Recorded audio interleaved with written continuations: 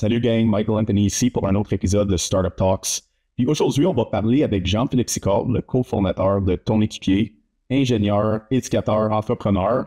On parle au sujet du go-to-market, qui est souvent un grand challenge, surtout pour les fondateurs qui s'essayent pour la première fois. Donc, on va explorer plusieurs sujets dans ce domaine-là, comment parler à des clients, comment valider son idée, comment savoir si on est vraiment sur le bon chemin pour bâtir une entreprise ayant du potentiel. Donc, sans vous donner plus que ça, on va écouter la discussion parce que Jean-Philippe est à veille de nous donner énormément de valeur si on se lance en entreprise.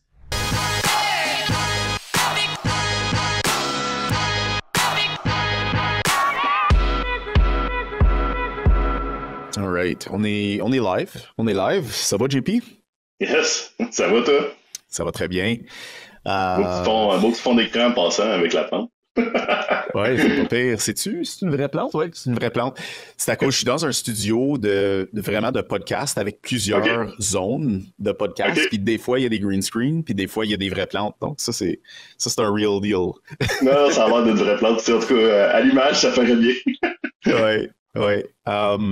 Donc, écoute, moi, j'avais super hâte pour notre discussion aujourd'hui parce que, on parle de quelque chose qui me passionne énormément, puis je sais que c'est exactement la même chose pour toi.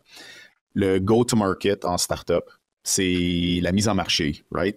Probablement l'affaire que tu peux pas vraiment skipper ou mal faire avant de scaler ta business. Donc, il faut bien faire ça. Il n'y a pas une seule façon. Par contre, il y a des principes de base qui doivent être respectés la plupart du temps. Donc, écoute, moi, je pense qu'on a la bonne personne avec nous aujourd'hui pour en parler, étant donné ton expérience, avec des startups, ton expérience en entreprise, ton focus qui est vraiment le go-to-market. Donc, je suis super content de t'avoir là, JP. Merci. Non, je suis content de te reparler aussi, ça me fait plaisir. C'est toujours un sujet qu'on veut pousser le plus possible chez ton équipier, de parler de validation de marché puis de go-to-market. Yes, sir. Donc, tu sais, je pense qu'une bonne question à commencer, c'est commençons avec le sujet de go-to-market. Pourquoi est-ce que c'est si difficile pour des entrepreneurs, surtout dans notre expérience au Québec, peut-être au Canada en général, versus les Américains? Je pense qu'eux autres, ils n'ont pas trop de misère, ont un peu moins de misère avec ça, mais c'est quoi les challenges que les jeunes entreprises, les jeunes pousses ont avec le go-to-market ici? Oui, absolument. Le challenge principal pour moi du go-to-market, il n'est pas tant dans la méthodologie ou dans le processus, parce que des livres, on en a des tonnes, t'en as lu, la théorie, elle existe, il y a des tonnes de déclinaisons de ça sur Internet qui existent de plein de façons. Pour moi, le challenge principal du go-to-market, c'est l'entrepreneur qui le vit. C'est lui dans sa réalité, dans sa psychologie d'entrepreneur, je pense qu'il va le vivre le plus. Puis encore plus, je pense, pour les entrepreneurs qui, comme moi, ont un background plus technologique. Moi, j'ai une formation d'ingénieur, je viens du domaine des technos, de l'ingénierie, où est-ce que c'est beaucoup plus de certitude que d'incertitude quand tu fais de l'ingénierie. Ça en est plus quand tu fais du développement de produits. Tu codes quelque chose, tu vas voir si ça marche ou ça marche pas. Tu fabriques quelque chose, ça fonctionne-tu, ton principe, ton mécanisme, ta fabrication, tu vas le voir assez rapidement. Quand tu tombes en go-to-market, en commercialisation, c'est tout sur des certitudes au début. C'est que de la zone grise, c'est que des questionnements, c'est que des hypothèses, c'est que des incertitudes, c'est que des trucs à comprendre. Puis oui, même si tu as une expérience dans le domaine, tu as des feelings, t'as des connaissances du marché ou quoi que ce soit, il y a tout le temps des trous à combler à quelque part là-dedans. Puis je pense que c'est là le plus grand défi des entrepreneurs, c'est de naviguer dans cette incertitude-là, puis d'aller rapidement à l'encontre du marché pour pas assumer que ce que toi tu penses comme fondateur est une certitude, tu sais, ou ce que tu as entendu par un groupe restreint de contacts, d'amis, de collègues, de personnes qui sont proches de toi, deviennent trop rapidement une certitude versus quand tu l'attaques devant tout le marché. Je pense que le principal défi du go-to-market vient de là, vient de la psychologie de l'entrepreneur à affronter ses idées versus le marché. Puis on le dit, c'est du go-to-market. Tu sais, c'est du go-to-market. C'est pas genre reste dans ton lab, c'est pas reste dans ton WD, c'est reste dans ta tête. C'est go-to-market. Fait que vas-y au marché puis confronte tes idées. Mais la crainte, la gêne, la peur de l'échec, de se faire un peu rabrouer, de se faire dire que son idée est pas bonne, mais je pense que souvent, ça va bloquer bien des personnes, bien des entrepreneurs de l'effectuer vraiment complètement. Oui, je suis d'accord. Puis je pense qu'une partie de ça, pas toute, mais une petite partie, c'est la façon que nos écoles nous apprennent, right? On apprend vraiment de façon formulaïque, puis on est donné des instructions à suivre, des devoirs à faire, puis ensuite on regurgitate les mêmes choses qu'on a appris. En mode startup, c'est comme tu commences vraiment à d'hypothèses fondamentales, puis il faut que tu les valides un par un systématiquement. C'est pas comme ça qu'on apprend normalement dans le système scolaire existant. Puis je dis pas que c'est de même aux États-Unis non plus, mais je soupçonne que c'est aussi un élément qui affecte notre habilité de comprendre l'approche go-to-market de façon intuitive en tant que Canadien, en tant que Québécois. Ouais, c'est possible. Tu sais, je suis pas un sociologue là, qui évalue un peu le système scolaire et la population et tout ça, mais j'enseigne à l'université en entrepreneuriat technologique pour des ingénieurs, puis quand je leur demande de faire des expérimentations sur des incertitudes, ils ont vraiment peur. Là. Tu sais, juste de lever la main puis de poser une question pour montrer qu'ils savent pas de l'information, ça les gêne, ça les bloque souvent. Fait que j'imagine pas à quel point ça peut se transposer quand tu vas face au marché puis que tu essaies de contacter quelqu'un que tu connais pas, que tu sais pas s'il va te dire oui ou non, que tu connais pas sa réalité, son besoin, ainsi de suite. Fait que c'est effectivement... C'est l'échec au final. C'est la peur de l'échec. C'est une forme d'échec, effectivement, de rejet même. Tu sais, puis je le dis en blague des fois, un peu quand je parle à du monde, mais il y a des entrepreneurs startups que c'est tellement profond en eux, cette crainte-là. Moi, j'ai des enfants, puis c'est un peu comme si la première fois que j'avais montré la photo de mes enfants à mes parents, ils auraient fait wesh, c'est bien dégueulasse. Je sais qui ça, tu sais. T'es sûr que tu veux le garder? T'es certain que c'est ton kid et que tu veux le garder, tu sais? Il y a des entrepreneurs de montrer leur produit ou leur business à d'autres clients. C'est quasiment aussi fort que ça comme rejet, tu sais. Fait que oui, il y a une peur de l'échec, il y a une peur de se tromper, il y a une peur de jugement, il y a plein de choses derrière ça. Ça serait ultra intéressant d'analyser complètement la psychologie complète, réelle d'un entrepreneur qui se confronte au marché. Là, en tout cas, je suis sûr que quelqu'un a déjà fait ça. Là, mais...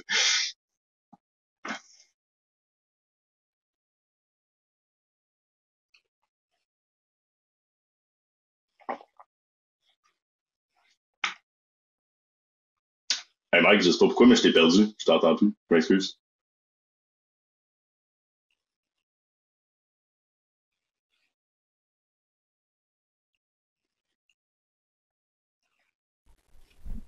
Oh, ça revient là. Ouais.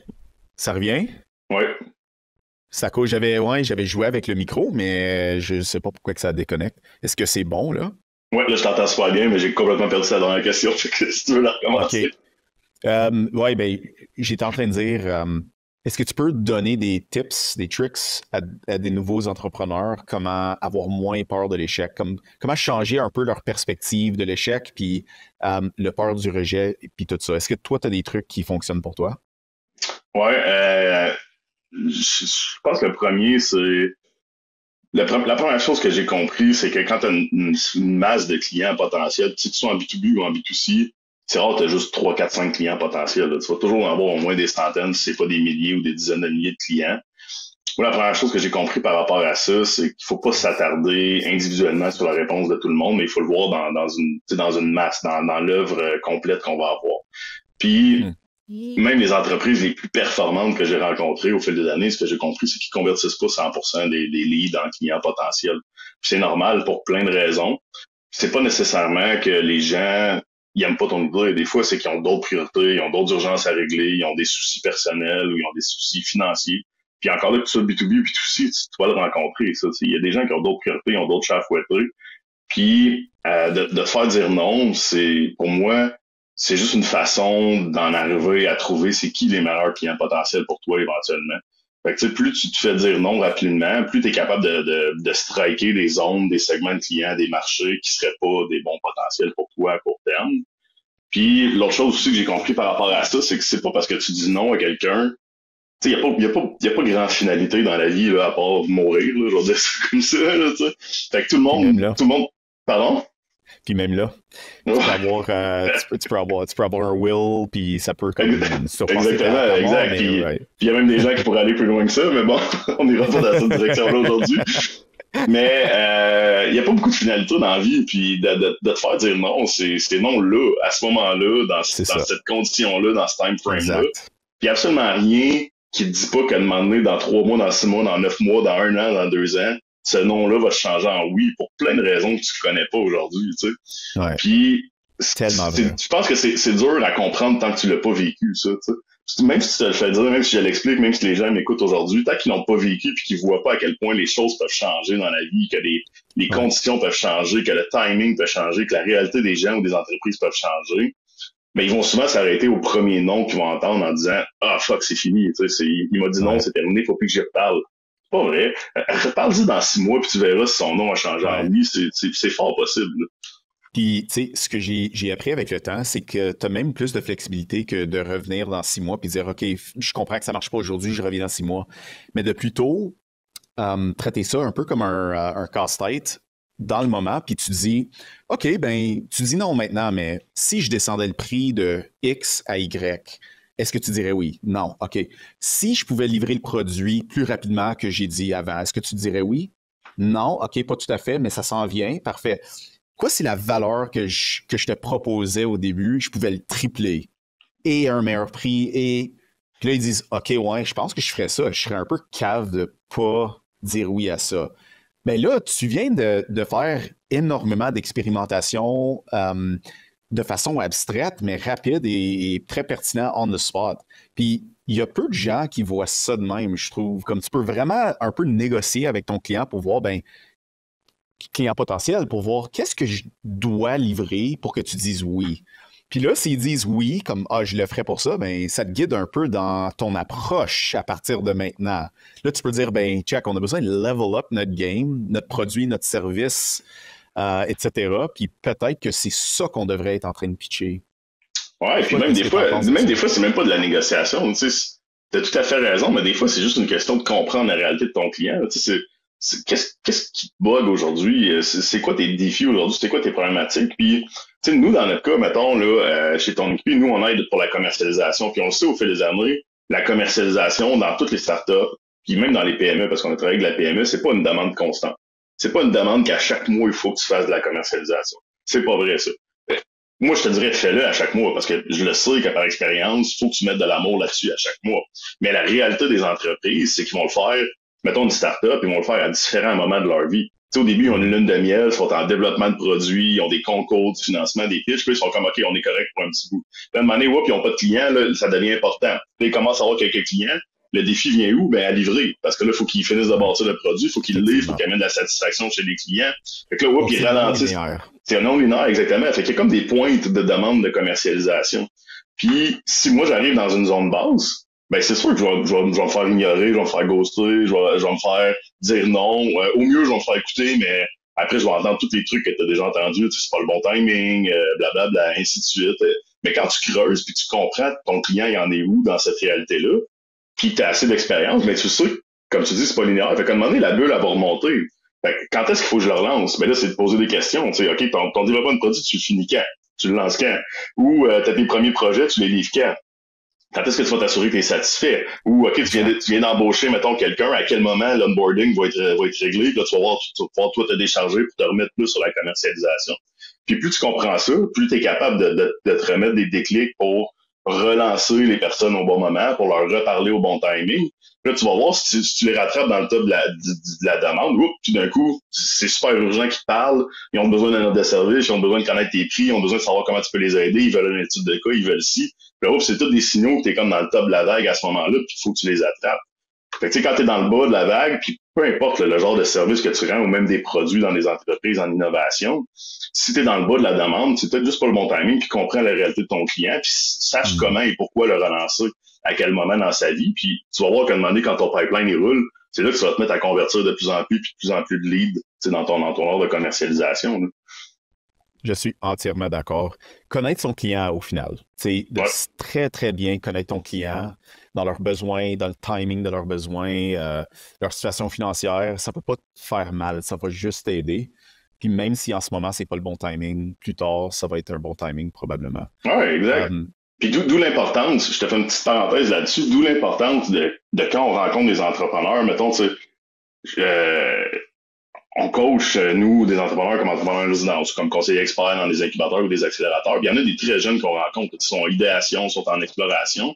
Puis souvent, une de leurs premières questions que je leur pose, moi, c'est, t'aimes-tu ce que tu fais? T'aimes-tu la business dans laquelle t'es? T'aimes-tu le genre d'écosystème que t'es? T'aimes-tu le genre de client?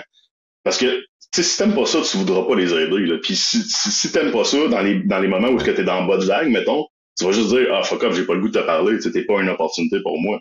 Mais si t'aimes les gens que tu cherches à aider, les clients que tu vises, ben, tu vas toujours avoir le goût de les aider d'une façon ou d'une autre. Puis je te garantis qu'à terme, au niveau de ta commercialisation, c'est gagnant, ça, comme stratégie, ça. Donc, ça, c'est le concept du founder market fit. C'est comme, est-ce que tu es vraiment la bonne personne pour attaquer un certain marché? Puis ça l'aide d'avoir un contexte historique dans le même marché, d'avoir de l'expérience profonde dans le marché, d'avoir travaillé d'aimer tes clients, d'aimer tomber en amour avec le problème, toutes ces patentes-là qu'on a entendues au fil des années. Oui, parce que tu mets deux personnes, un contre l'autre, entrepreneur A qui n'a pas ça, puis l'autre, il est très, très bien aligné avec son marché. Il va manger entrepreneur A for breakfast, right? Comme c'est même pas comparable. Tout à fait.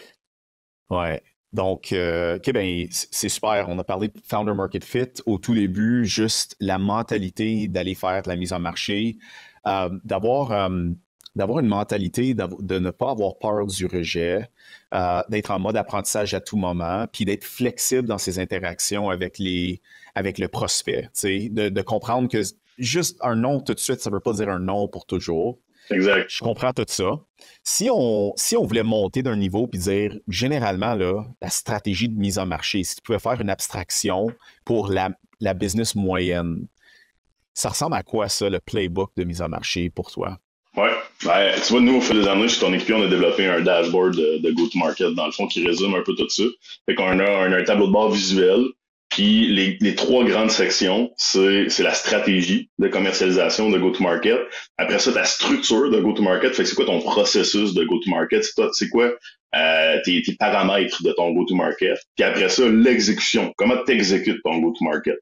Puis pour moi, quand on parle de stratégie de go-to-market, faut aligner ces trois éléments-là de différentes façons à différents stades de l'évolution de la mise en marché d'un produit innovant ou de l'évolution d'une startup. Mais il y a toujours l'aspect stratégie, il y a toujours l'aspect structure, il y a toujours l'aspect exécution.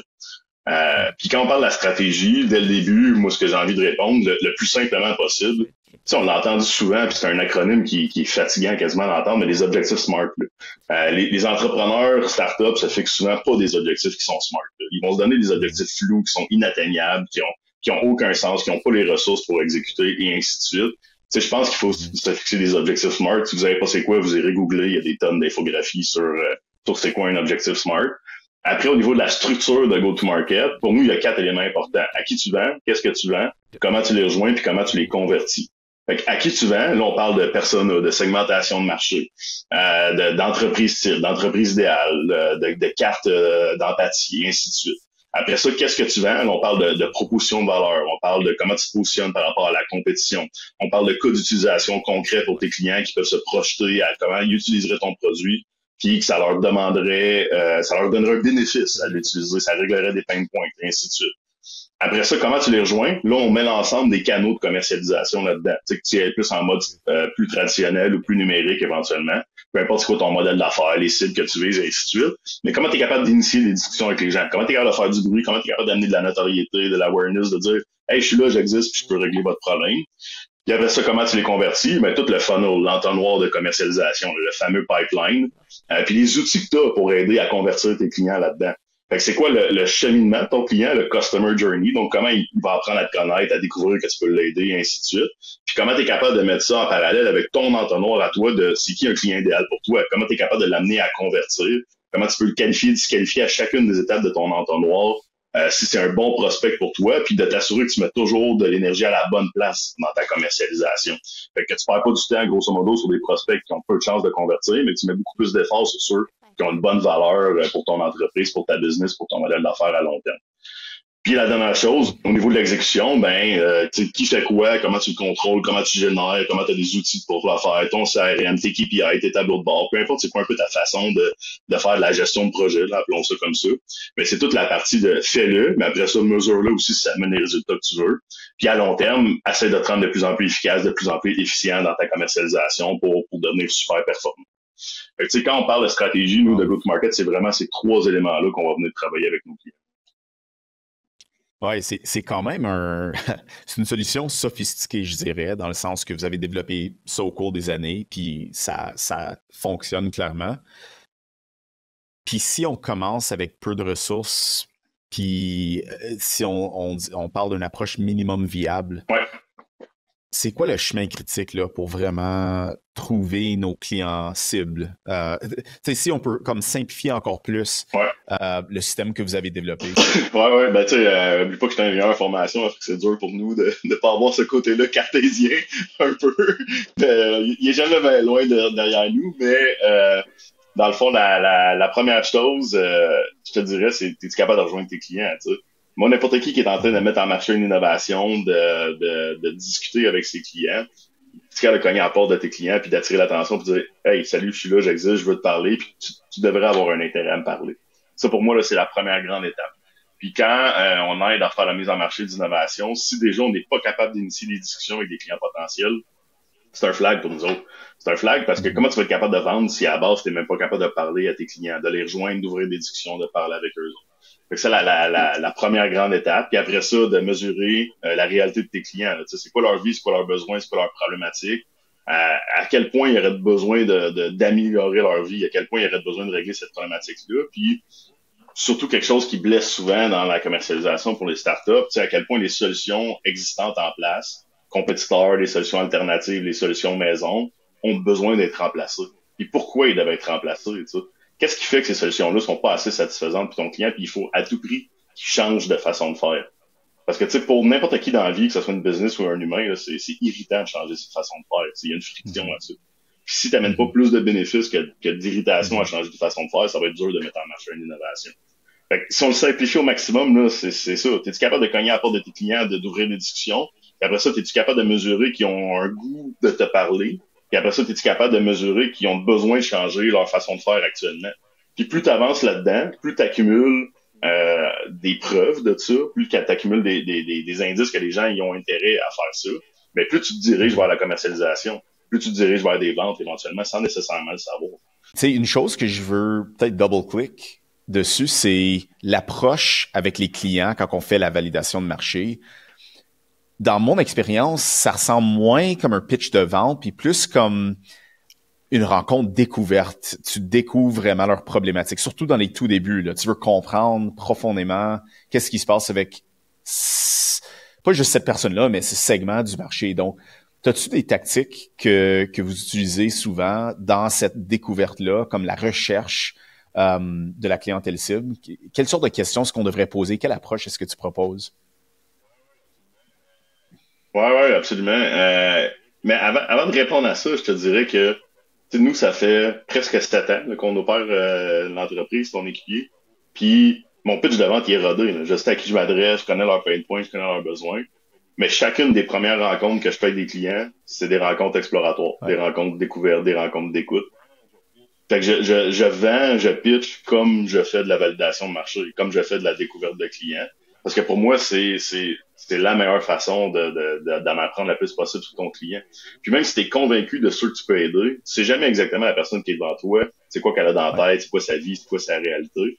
Ouais. Si tu es trop rapide à venir pitcher, même quand tu es rendu à vendre des trucs, tu vas assurément passer à côté d'une opportunité d'apprendre quelque chose ou de bien cibler la personne qui est devant toi puis d'y faire le bon pitch.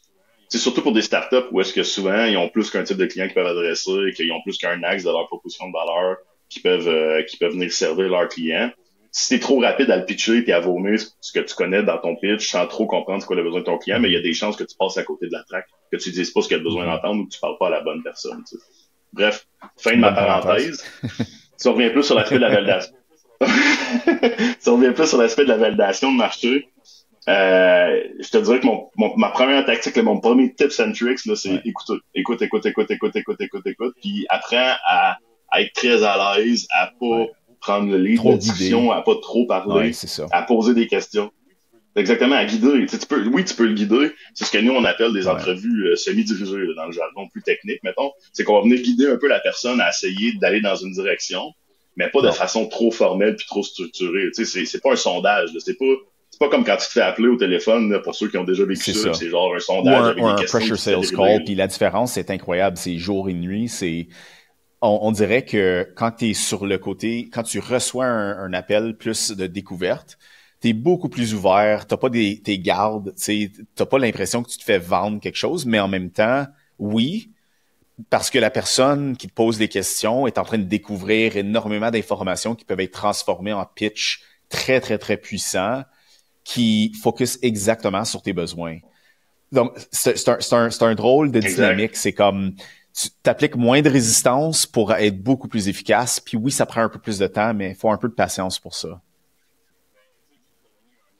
Mais, tu sais, juste pour te donner un exemple super concret, là, mes premières rencontres découvertes que je fais avec des leads là, qui ne nous connaissent pas puis qui veulent apprendre un peu sur nos services, c'est souvent des appels de 30 minutes là, tu sais, qui sont bookés dans mon agenda, soit que les gens me bookent un lien Calendly ou que je les ai croisés ou qu'il y a eu un inbound, peu importe, OK? Puis, juste pour te donner un ratio, là, dans ces appels-là, là, je règle du pouce, d'après moi, je parle 5 minutes sur 30 minutes, gros maximum. Gros maximum. Puis devant moi, là, quand j'étais à l'ordinateur, mettons, là, j'ai comme un petit formulaire là, sur G-Sheet là, qui est super simple encore, qu'on a pas vraiment automatisé parce qu'on l'a gardé à sa plus simple formule, que j'ai genre quelques points clés que moi je cherche à comprendre sur mon client. C'est juste comme des reminders dans ma tête de genre, oublie pas de creuser dans cette direction-là. Laisse-toi pas trop emporter par la discussion, laisse-toi pas trop emballer par la personne. Oublie juste pas de poser une question pour ça, une question pour ça, une question pour ça. Mais après le reste, je laisse la personne parler. C'est quoi ta vie? T'en es où aujourd'hui? Explique-moi ton entreprise. Explique-moi qu'est-ce que tu fais. Explique-moi tes défis. Explique-moi les solutions que tu essaies d'aller chercher. Explique-moi qui t'aide aujourd'hui. Explique-moi c'est qui est dans ta business pour faire ça. Puis plus tu fais ça, plus tu comprends la réalité de ton client. Fait que, tu sais, quand tu fais de la validation de marché, c'est la même chose pour moi. Là. Quand on rencontre des clients potentiels pour nos clients à nous, mettons qu'on fait des interviews clients, ben c'est de poser très peu de questions, c'est de les écouter, c'est de se laisser guider par la discussion. Puis tu vois, ça ramène le point du début qu'on parlait, d'être capable de naviguer dans l'incertitude. Tu sais, de faire de la validation de marché, faire des entrevues clients, faire des discussions avec des leads potentiels. Pour moi, c'est beaucoup de naviguer dans l'incertitude puis de pas trop savoir qu'est-ce qui va ressortir de là. Mais si tu sais qu'est-ce que toi tu peux faire, comment tu peux les aider, je te garantis que la minute que tu vas entendre le déclic, le bon mot, le truc, la problématique que les gens y vivent, tu vas le savoir, là, tu vas le sentir, puis tu vas être capable de sauter sur l'occasion. Puis là, peut-être de tomber un petit peu plus en mode pitch de vente, entre guillemets. Mais il faut juste que tu apprennes à écouter les gens, à pas leur vomir l'information, à vraiment être empathique envers eux autres. Puis, tu sais, un livre que j'ai lu, tu l'as sûrement déjà lu aussi, de Montes, là, un tout petit livre, là, super simple à lire, sur comment effectuer des bonnes discussions clients, comment faire des bonnes interviews clients. Ça se lit pour vrai en une soirée ou deux, là, si tu lis lentement. C'est plein de trucs comme ça, là. Écoute la personne, sois empathique, pose des exemples sur le passé. Tu demande pas les opinions des gens dans le futur, ils se projettent toujours positivement, pose des questions sur leur réalité du passé, sur qu'est-ce qu'ils ont fait dans le passé pour régler ça. C'est plein de super trucs, super simples pour faire ça. Puis, aide-moi à comprendre le concept de segmentation de marché parce que on s'entend que tu peux avoir une hypothèse de base pour un service ou un produit quelconque pour les plombiers. Mais c'est pas tous les plombiers qui ont besoin de la chose que tu développes qui règle un problème spécifique. Donc, c'est quoi ton framework pour faire la segmentation de marché? Comment placer les gens dans différents buckets? Puis comment les approcher individuellement selon toi? Ouais. Mais je pense qu'il faut comprendre à la base la segmentation de marché, ça veut dire quoi? L'objectif de la segmentation de marché, c'est de trouver un groupe de clients potentiels qui se ressemblent, qui sont homogènes, qui ont des caractéristiques semblables, qui ont une vie semblable, qui ont un besoin semblable, qui ont un contexte, un écosystème semblable. Pourquoi? Parce que plus tu trouves des caractéristiques semblables dans un segment de marché, plus toi, tu es capable de développer une offre qui va fitter pour ça. Fait que, tu sais, le fameux product market fit, c'est ça, là. C'est de trouver un segment de marché, un market, dans le fond, qui se ressemble, puis après ça, d'en arriver à développer un produit pour ces gens-là. Parce que si t'es pas capable de trouver un segment de marché qui se ressemble assez, ben, tu seras pas capable de faire un produit en partant. Ouais. Tu vas peut-être avoir une business de service. C'est pas correct, une business de service. Ça scale pas. C'est un autre modèle d'affaires. Ou est-ce que là, tu fais peut-être plus du custom? Ça scale, ben, c'est encore drôle, tu sais. On pourrait trouver des exemples de business de service au Québec qui ont scalé dans le domaine du conseil, des avocats. Laisse-moi me reprendre. C'est moins scalable et répétable. C'est-à-dire, c'est pas comme t'as un produit qui fait tellement bien avec un segment qu'à chaque fois que tu pitches à ce segment-là, c'est comme, OK, ben, Absolument. on n'a pas besoin de customiser quoi que ce soit. C'est comme take it or leave it. Non, t'es plus dans le conseil, t'es plus dans l'écoute, t'es plus dans la solution custom. Tu sais, moi, je viens du domaine de l'ingénierie, puis j'étais ingénieur en automatisation, on faisait des projets d'automatisation, c'était tout unique. Tout ce que tu faisais, c'était toujours unique. Chaque client, c'était unique à chaque fois. Fait que, oui, on utilisait des produits pour faire de l'intégration de système, mais après, le service qu'on rendait, c'était une solution unique à chaque fois, tu sais. Puis, c'est un autre modèle d'affaires complètement, mais quand on parle de start-up, souvent, on parle plus de produits. Puis, comme tu le dis, pour des produits, si t'as pas une segmentation qui est répétable, qui se ressemble, c'est pas scalable, parce que ton produit va devenir, c'est ce que nous on appelle souvent un produit Frankenstein. Là. Il va avoir plein de patentes de coller dessus, avec plein de bouts de propositions de valeur, avec un bras, une jambe qui se ressemble pas, et ainsi de suite. Puis ça devient ultra dur à commercialiser. Fait que à la base, le concept de segmentation de marché, c'est ça, c'est de trouver des clients qui se ressemblent, qui ont des caractéristiques semblables. Pourquoi? Parce que quand tu vas les approcher avec la même proposition de valeur, avec la même offre de produit, tu vas être capable de vendre le même genre de truc. Puis, ça va t'impacter à deux choses. Ça va t'impacter sur ton développement de produit, parce que tu vas être capable de créer un produit qui se ressemble beaucoup plus pour ces gens-là, qui est exactement comme tu viens de dire, de le vendre de façon répétée à ces gens-là, sans trop customiser ton produit. Ça va impacter positivement ta commercialisation aussi, parce qu'après, ton message est beaucoup plus simple, il est beaucoup plus clair pour ces gens-là, il est beaucoup plus frappant aussi. Parce que si moi, je trouve plein de mecs devant moi, là, puis j'ai 200 mecs à qui je peux parler devant moi, puis qui ont tous les mêmes besoins, les mêmes aspirations, c'est facile après d'aller voir tous les mecs et de leur dire « Hey, j'ai la bonne solution pour toi. » Pas mal moins cher en termes de coût d'acquisition. Parce que le jour que tu es très fier sur ton avatar de client idéal, c'est comme souvent, ils utilisent les mêmes canaux de communication, right? So là, exactement. Ils se tiennent à la même place, ils ont le même langage, ils utilisent les mêmes canaux, ils consomment le même data. C'est génial. Puis ce que tu essaies de faire en mode startup, là, juste répéter pour l'audience, c'est le plus rapidement possible trouver un modèle d'affaires scalable, répétable, et évidemment, ça va avec le moins cher possible. Donc, le plus de certitude que tu as sur ta clientèle cible, les canaux d'acquisition, ton pitch de vente qui va lander, qui a le plus de chances de lander, right?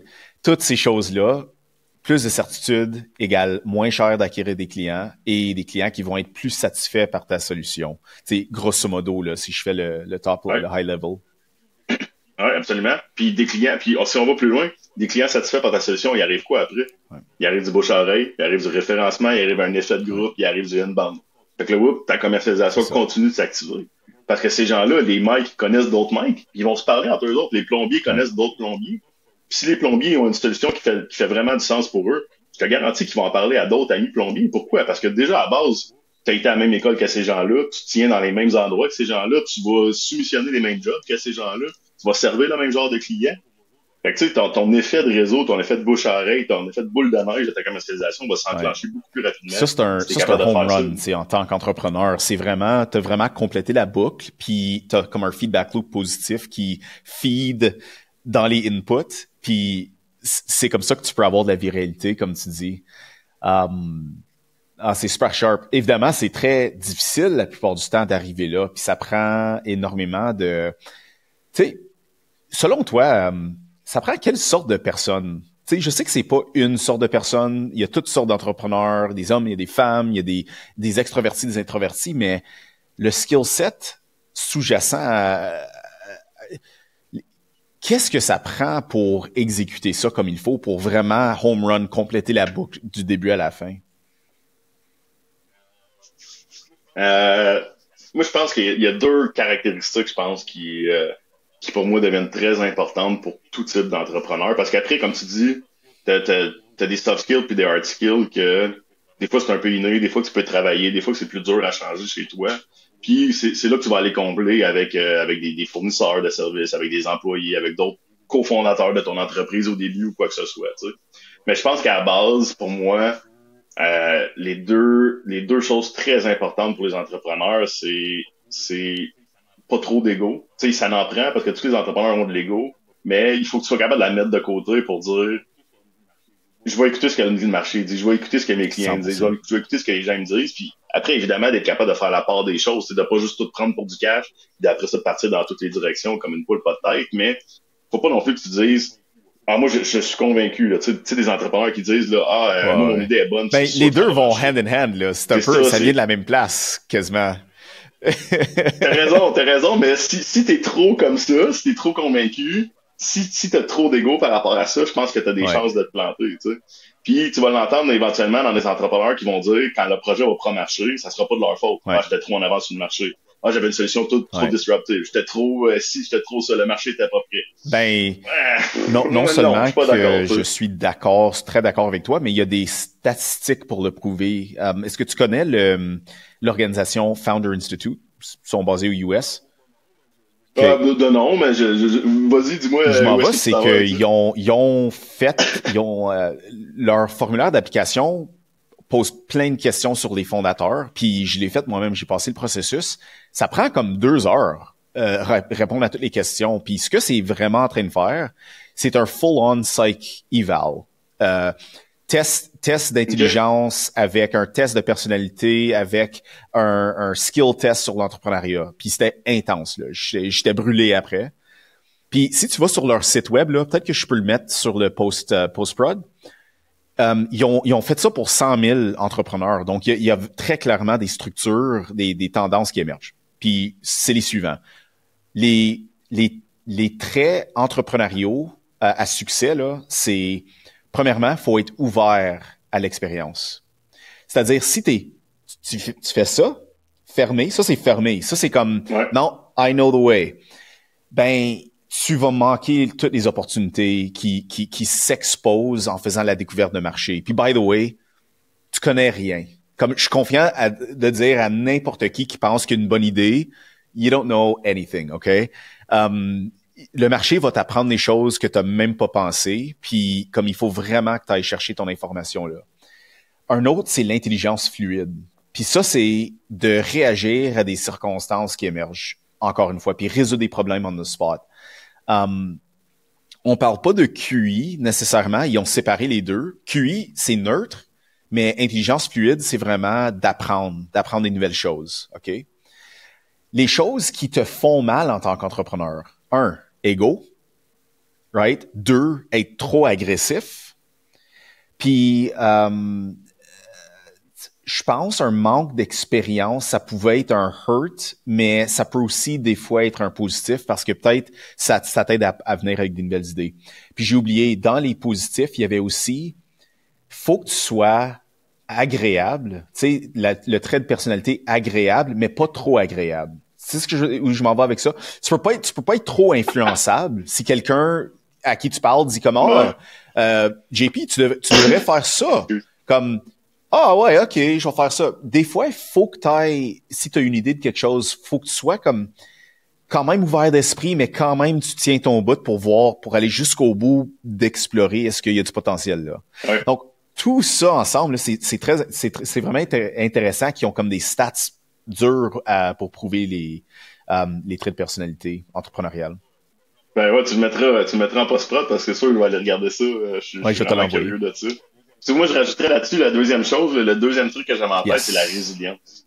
Pour moi, si t'es pas résilient dans ta vie, questionne-toi sur si tu peux devenir entrepreneur puis si t'as le Absolument. goût de l'aide pour vrai.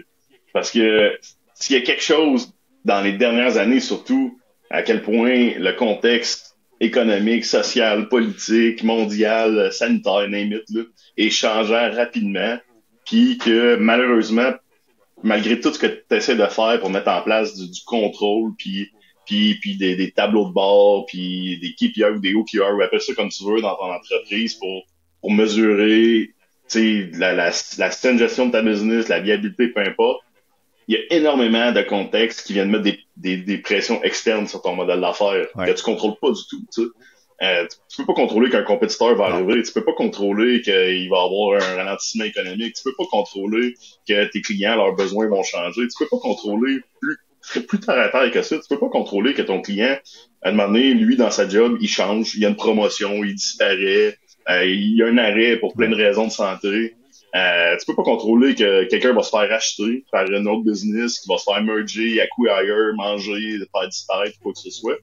Si t'es pas résilient par rapport à ça, si à chaque fois qu'il y a un changement, ça te met ses nerfs puis que t'es pas capable de bien dormir avec ça, man, ça va être tough, là, je te le T'as nail dis. ça. C'est vraiment le trait que tu peux pas vraiment sacrifier ce trait-là. in a way. C'est comme la base. C'est comme si tu rencontres une résistance sur ton chemin entrepreneurial, puis tu lâches, ben, tes chances de succès sont zéro. Faut juste pas lâcher, genre. Faut être résilient. Ouais, puis un peu comme on disait tantôt entre l'ego, puis tu sais, c'est là la fine ligne entre l'ego et la folie. Je vais dire ça comme ça, là, de genre, excuse-moi, de la résilience puis de la folie. Tu sais, de pas lâcher le morceau, de continuer à avancer, mais en même temps, de pas non plus t'accrocher à quelque chose, tu sais, qui va pas dans la bonne direction, de pas non plus de dire ça va marcher, ça va marcher, ça va marcher.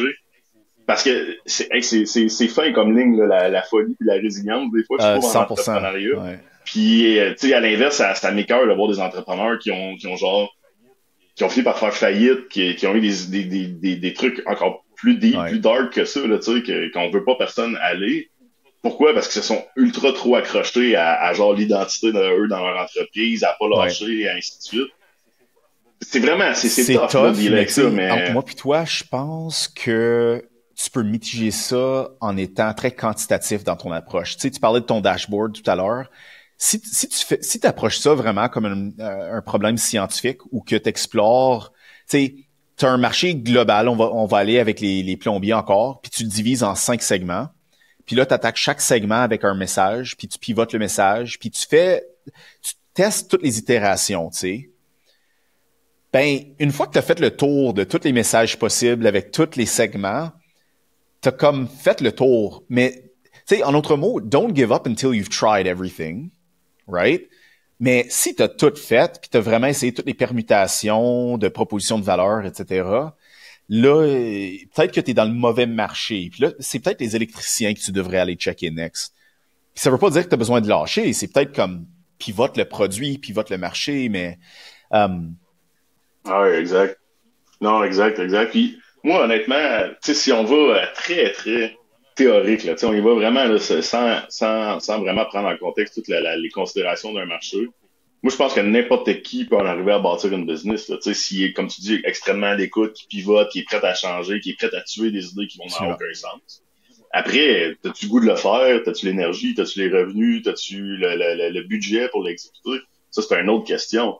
Mais plus vite t'es capable de mettre de côté ce qui marchera pas, plus que t'as de chances d'en arriver à un succès. Mais en même temps, sans trop lâcher vite non plus. Tu sais, c'est pas au premier nom qu'il faut que t'arrêtes.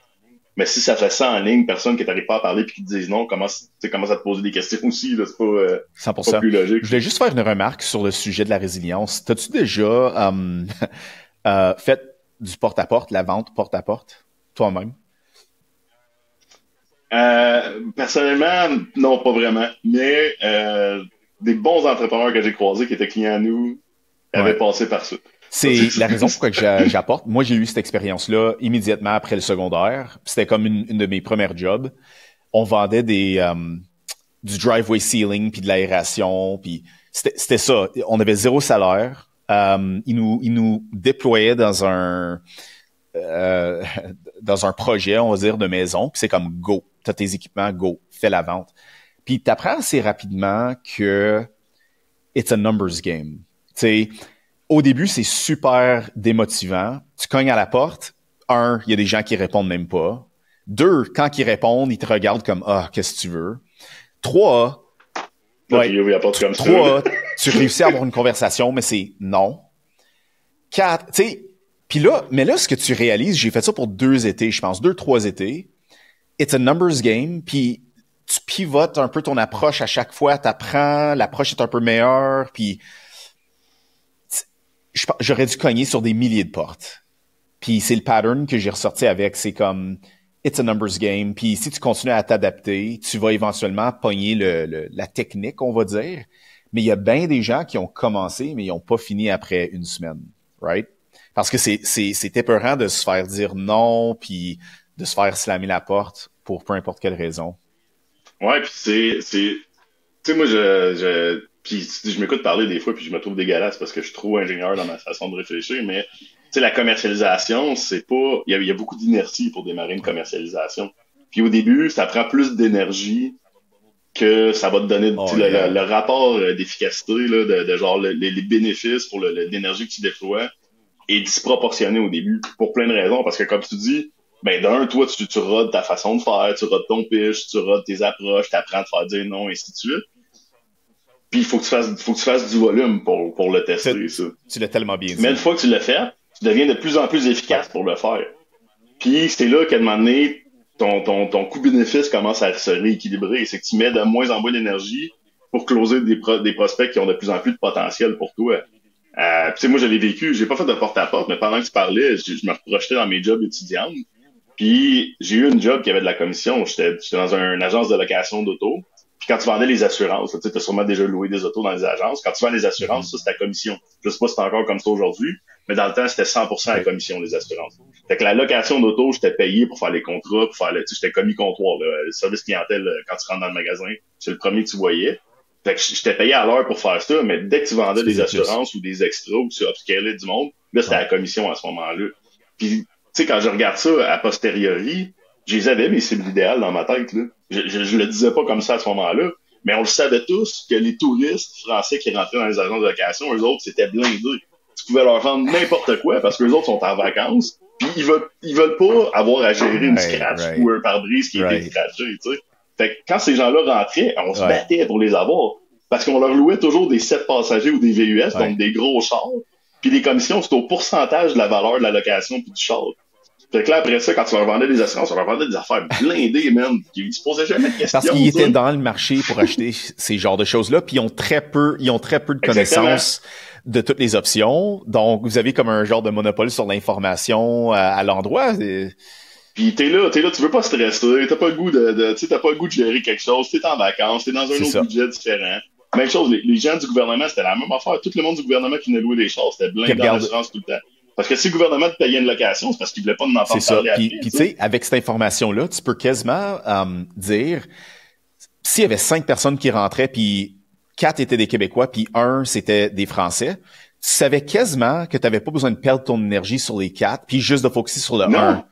Tu gagnais les contrats des 4 premiers, man, parce que tu voulais avoir la commission de l'autre. C'est ça, puis ça, c'est, tu sais, si je retombe dans une perspective entreprise, c'est beaucoup plus efficace côté LTV to CAC, right? Ratio. Comme tu mets tes marketing dollars, tu mets ton pitch de vente juste sur le 1 qui a comme 80% de chance de closer. Les autres, tu vas perdre 2 heures de ta journée puis tu vas peut-être sortir avec 0. Donc, non, focus tes énergies sur les autres. Essaie de trouver d'autres Français, en fait.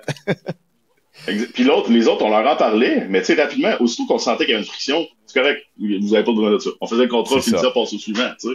Mais après, le touriste français qui arrivait, on lui sortait une map. Où est-ce que vous voulez aller? Checker ça, il y a tel festival. Plus on bâtissait la confiance, plus boum, mon gars, on arrivait avec une grosse vente au bout de la ligne, tu sais. Puis tu sais, c'est quoi la troisième catégorie de gens qui achetaient full blindé des assurances? Les voleurs. Parce que dans les locations d'auto, il y avait beaucoup de gens on va appeler ça du crime, appelons ça comme ça, pour plein de raisons, puis on les spottait, on les connaissait au fil des années. Ces gens-là aussi, ils veulent pas de trouble.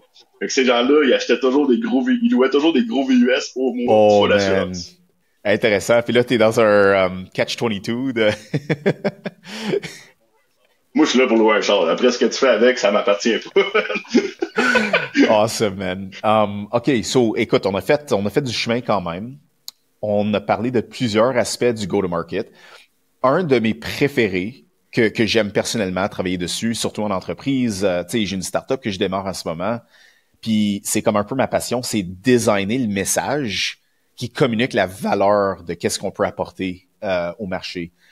Peux-tu nous parler de comme l'art de cet aspect-là, de crafter ton message, puis comment est-ce que tu t'ajustes en fonction du feedback que tu as du marché? C'est quoi les trucs que toi tu mets que vous utilisez? Ouais. L'art de crafter un message, là, moi je te dirais, retiens une chose. Tu connais l'acronyme KISS? Keep it simple, stupid. Keep it simple and stupid. C'est ça l'art de crafter un message 100%. Pour quelqu'un. Et il y a trop d'entrepreneurs startups, surtout dans la tech. C'est comme un paragraphe. Ils font une espèce de... un paragraphe, même un buffet chinois, italien, spécialité indienne, québécois. Ça dépasse les gens. Ils sont comme, OK, c'est trop d'informations. What? Who cares? Tu comprends pas, tu te retrouves pas là-dedans. Tu comprends pas. Tu es en train de me parler à moi? Quelle valeur tu peux m'amener? Pourquoi tu me dis ça? Ça n'a pas rapport. Je comprends pas.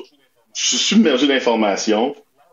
Fait que l'art de crafter un message, là, c'est d'en arriver à découvrir sa plus simple expression. Mais c'est tough, par exemple. Puis nous autres, ça nous a pris des années chez ton équipe à raffiner le message. Puis on est rendu avec ça. Là. On a des startups à commercialiser leurs produits, c'est tout. Ça, c'est notre premier header, là, tu sais. Yeah. Puis après, l'autre chose aussi que l'espèce de petit canevas ou de petit truc, là, appelle ça comme tu veux, que j'ai développé au fil des années, c'est que j'ai compris aussi que les gens, faut que tu gagnes leur attention. Fait que dans l'art de crafter un message, il faut que tu sois capable de gagner toujours plus d'attention chez ton client.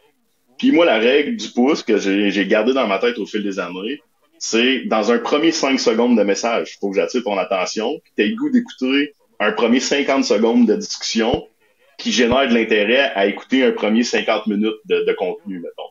Puis là, on pourrait gosser avec les ratios, là, 55, peu importe, là, mais tu comprends un peu le principe, OK? Fait que dans le premier 5 secondes, je suis capable de catcher ton attention rapidement, de quand je te dis ça, tu fais comme, oh, si tu te lèves un sourcil, ton oreille, elle s'ouvre, mettons.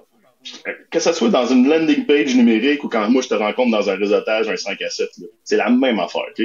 Là, une fois que tu as gagné cette attention-là, c'est quoi le 50 secondes que tu es capable de, genre, attirer l'attention de la personne assez pour qu'elle se dise, j'ai peut-être quelque chose que je pourrais mieux faire avec cette entreprise-là. Il y a quelque chose dans ma vie, là, que si je travaille avec eux, service produit, innovant, pas innovant, tech, pas tech, name it, ça va m'aider à mieux faire quelque chose dans ma job. Ou ça va m'aider, moi, comme humain, à mieux atteindre mes objectifs ou mes aspirations, ou quoi que ce soit. Puis là, après ça, t'as le luxe d'éduquer la personne. Là, t'as plus de temps. Là, tu tombes dans le spam du 30, 40, 50 minutes, où est-ce que la personne va consommer plus de contenu, va t'écouter plus. Et là, tu vas pouvoir un peu décortiquer des fois tous les éléments de ta proposition de valeur, ou poser plus de questions, ou quoi que ce soit. Mais si t'es pas capable de mettre en place ce canevas-là, là, du 5 secondes, 50 secondes, 50 minutes, là, ou peu importe comment tu l'appelles, puis tu jumpes toujours à ta dernière couche, là, d'essayer de tout vomir d'un coup, man, tu perds l'attention des gens, c'est Donc, sûr. on procède en étapes. On commence avec l'information le plus compacte possible pour passer un message clé. Ah, je veux en attendre plus. T'en donnes un peu plus. Puis grosso modo, là, tu t'adresses à qui, puis pourquoi? Pourquoi tu t'adresses à moi, puis qu'est-ce que tu peux m'aider à faire? C'est drôle que c'est simple. Pour nous, je pense que c'est simple parce qu'on a des milliers de répétitions, mais c'est pas intuitif pour la personne moyenne. Hein? T'as-tu remarqué ça? C'est juste pas, c'est contre-intuitif de dire non, quand je dis hey, donne-moi ton pitch de startup. Là, il commence. Puis c'est comme non, comme c'est quoi les 2 lignes max qui expliquent qu'est-ce que tu fais? Qu'est-ce que tu veux dire? Ben, OK, je vais te montrer mon deck. Je vais t'envoyer mon. C'est comme non. Explique-moi simplement à qui tu t'adresses, avec quelle solution, right, qui résout quel problème. Mais je sais pas pourquoi que c'est contre-intuitif. Mais on va relouper. Je te reloupe au début. La validation de marché, naviguer dans l'incertitude, bien comprendre tes segments, puis en arriver à crafter un message. Moi, je pense que les gens, au début, s'ils ouvrent leur pitch deck, s'ils vomissent trop d'informations, c'est parce qu'ils ont mal fait leur validation de marché, puis ils comprennent mal à qui ils s'adressent. Ils comprennent mal le segment ou la cible qui est devant eux. Ouais. Parce que tu vas remarquer, plus les entrepreneurs avancent dans leur commercialisation, plus leur message va se raccourcir. Pourquoi? Parce qu'ils savent exactement. T'as tellement raison. Exact. Je suis en train de parler à un plombier, c'est ça qu'il a besoin, je vais lui dire ça. Ou je suis en train de parler à Mike, c'est un gestionnaire de ci, je vais lui dire ça. Tu sais, puis ils se perdent plus en plein d'affaires parce que t'as évacué un peu d'incertitude. Puis je pense que les entrepreneurs qui essaient d'en dire trop, souvent, c'est parce qu'il y a beaucoup d'incertitudes qui se bousculent dans leur tête. C'est exactement ça. Puis à défaut d'avoir compris c'était quoi le bon pitch, ils vont essayer de tout te mettre sur la table. Puis là, ils font ce que tu devrais pas faire en commercialisation, selon moi. Ils vont forcer le client à se forcer à comprendre ce que tu fais. Parce que là, au lieu que moi, je me force à comprendre c'est quoi le bon message pour te convertir, je vais tout te mettre sur la table, puis débrouille-toi avec ça, mon homme. C'est à toi de lire les livres, c'est à toi de lire toute ma théorie, c'est à toi de lire mes white papers, mes vidéos, mes testimonials, mes case studies, name it. Puis là, trouve qu'est-ce qui fait du sens pour toi, puis quand tu auras tout fait ça, tu viendras me revoir. Ça fonctionne presque 0% du temps, tu sais. Ben, en tout cas, c'est pas ma technique à moi, je vais dire. C'est assez de brute forcer, puis bref. C'est tellement bien expliqué. Je l'avais pas vu comme ça, mais effectivement, quand tu as fini ta validation de marché, ton taux de certitude augmente, puis la spécificité de ton message est absolue. Est absolue. Est comme chaque mot à sa place. Wow. De plus en plus. Pour chacun de tes segments de marché, parce que des fois, tu vas avoir des pitchs qui vont se décliner parce que tu as plus qu'un segment de marché. Donc, tu as plus qu'un type de client. Tu sais, check nous, on aide des startups, on aide des scale-up et on aide des incubateurs accélérateurs. J'ai pas le même pitch pour les trois. j'ai pas exact. Au bout de la ligne, je fais pas un service si différent que ça pour les trois types de clients. La proposition de valeur est à Ouais, peu près la même pour tout le monde. Le service va être un petit peu adapté en fonction de leur réalité. Mais mon pitch, il est mhm. complètement différent. Intéressant. Je les approche pas du tout de la même façon. Intéressant. Puis, OK, si on monte d'un niveau, quelque chose que j'ai beaucoup d'intérêt à apprendre encore plus dessus, c'est l'offre. Tu sais, la différence entre le message puis l'offre. Puis c'est là où je pense, tu as tellement de jeux à bâtir quelque chose avec un grand potentiel. Parce que le coût de développer un offre qui a de l'allure est très, très bas versus bâtir un produit. Puis la rapidité auquel tu peux le tester est très rapide versus un produit. Tu sais ce que je veux dire? Tu veux dire un service, mettons, de faire une offre Euh, de service? non, oui, on va dire un offre de service, mais comme ton offre. Ton offre, c'est comme qu'est-ce que tu vends à client A. Ah, ok, bâtir ton offre à C'est toi sur ça. papier, mettons, avant de... Qu'est-ce que je promets Ouais, que je vais être capable de faire pour toi, ouais. right? Puis ce que je suis en train de dire, c'est, puis moi j'ai pris ça vraiment de Alex Hormozy, si tu connais le gars, il est assez populaire aux US. C'est comme, si tu as le bon offre, tout le reste devient facile dans ta business. Parce que ton coût d'acquisition va baisser, tu sais exactement quoi bâtir comme produit, même que tu peux les vendre avant de bâtir ton produit ou livrer ton service. Puis dans la startup que je travaille en ce moment, RV Management USA, c'est ça qui a rapidement accéléré notre go-to-market. C'est qu'on a développé un offre qui était too good to be true presque, mais on peut livrer dessus. Puis ça fait que les gens sont comme, on convertit, puis on te paye beaucoup d'argent upfront, on va dire.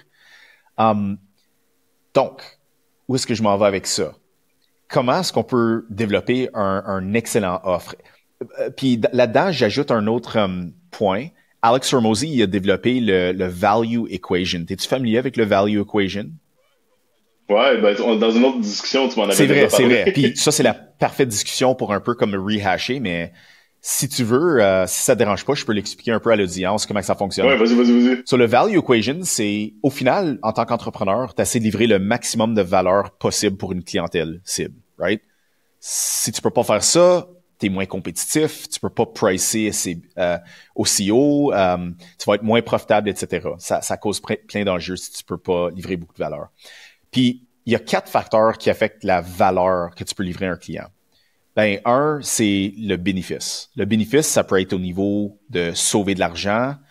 Sur un vecteur, ça peut être sauver du temps. On va arrêter avec sauver du temps. Peut-être que je peux te sauver du temps à faire quelque chose. Ensuite, tu le multiplies par les chances de succès.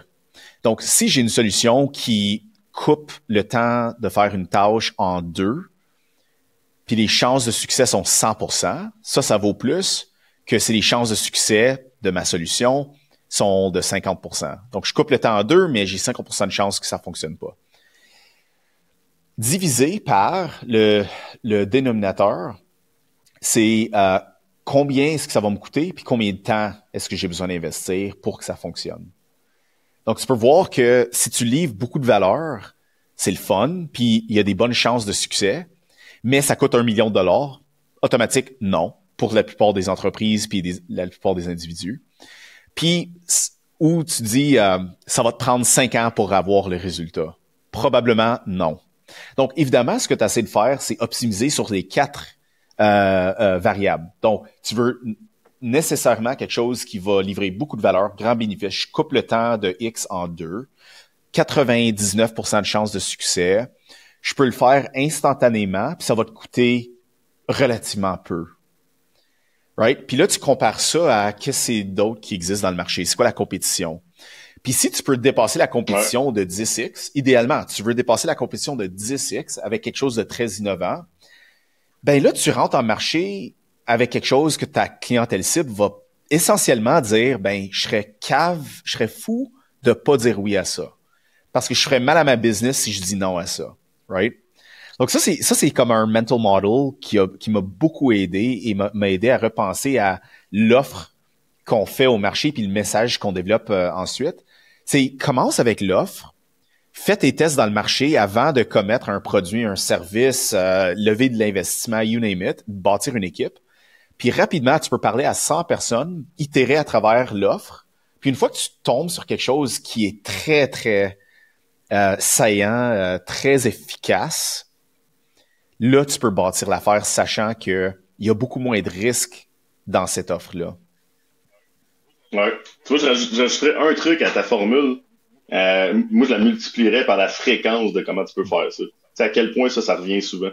À quel point tu peux soit lui donner cette Ouais. offre-là souvent, ou à quel point, mettons, si nous autres, dans le B2B, on est souvent sur le pain point, là, tu sais, régler une problématique dans les entreprises, à quel point cette problématique-là revient souvent puis que tu dois la régler. 100%. Parce que j'ai remarqué aussi qu'au fil des années, tout ce que tu dis, c'est excellent, là, puis tu le multiplies par la Ouais. fréquence, puis ça va augmenter la désirabilité de Exact. ton offre. Parce que si quelque chose revient souvent dans ta face, là, tu sais, si t'as mal souvent, tu vas y penser à régler le bobo, Ouais. là. Ou si tu peux gagner souvent du temps, tu vas y penser bien plus que si tu peux gagner une fois par Ouais, année. entièrement d'accord. J'imagine que ça pourrait être un variable comme si tu essaies de déterminer comme ben est-ce que je vais pour marché A, marché B, puis c'est pas mal plus fréquent dans marché B que la problématique, Ah, tu vas définitivement. focuser ton attention là. Donc je pense que c'est Ah, pertinent. moi, je suis 100% convaincu de ça. Ouais, Les gens règlent des problèmes où ils s'améliorent sur des choses qu'ils voient dans leur face souvent. absolument. Donc tu sais, ça, en tout cas, si je peux donner comme un conseil aux entrepreneurs qui se lancent, c'est comme, tu sais, c'est important de mentionner, peut-être pour faire un reset, l'ancienne façon, ou je devrais dire la façon, la brute force way de bâtir une entreprise que beaucoup d'entrepreneurs ont dû faire parce qu'il y avait juste moins d'informations sur le marché, c'est tu sais, je vais bâtir un produit. On va le faire à l'envers. Je bâtis un produit parce que j'ai une bonne idée. Puis ensuite, je vais cogner à des portes pour essayer de vendre au marché que je pense a besoin de ma solution. Là, tu te rends compte que, c'est difficile de vendre cette affaire-là. Puis, j'ai investi des centaines de milliers de dollars, puis j'ai bâti une équipe, puis là, je suis dans la dette. Ça, c'est comme la pire façon de bâtir une entreprise, selon moi. Je pense que tu serais d'accord avec ça. Puis, si tu flippes l'équation, c'est quoi la meilleure façon de bâtir une startup? Ben, c'est pas mal la route que je viens de mentionner.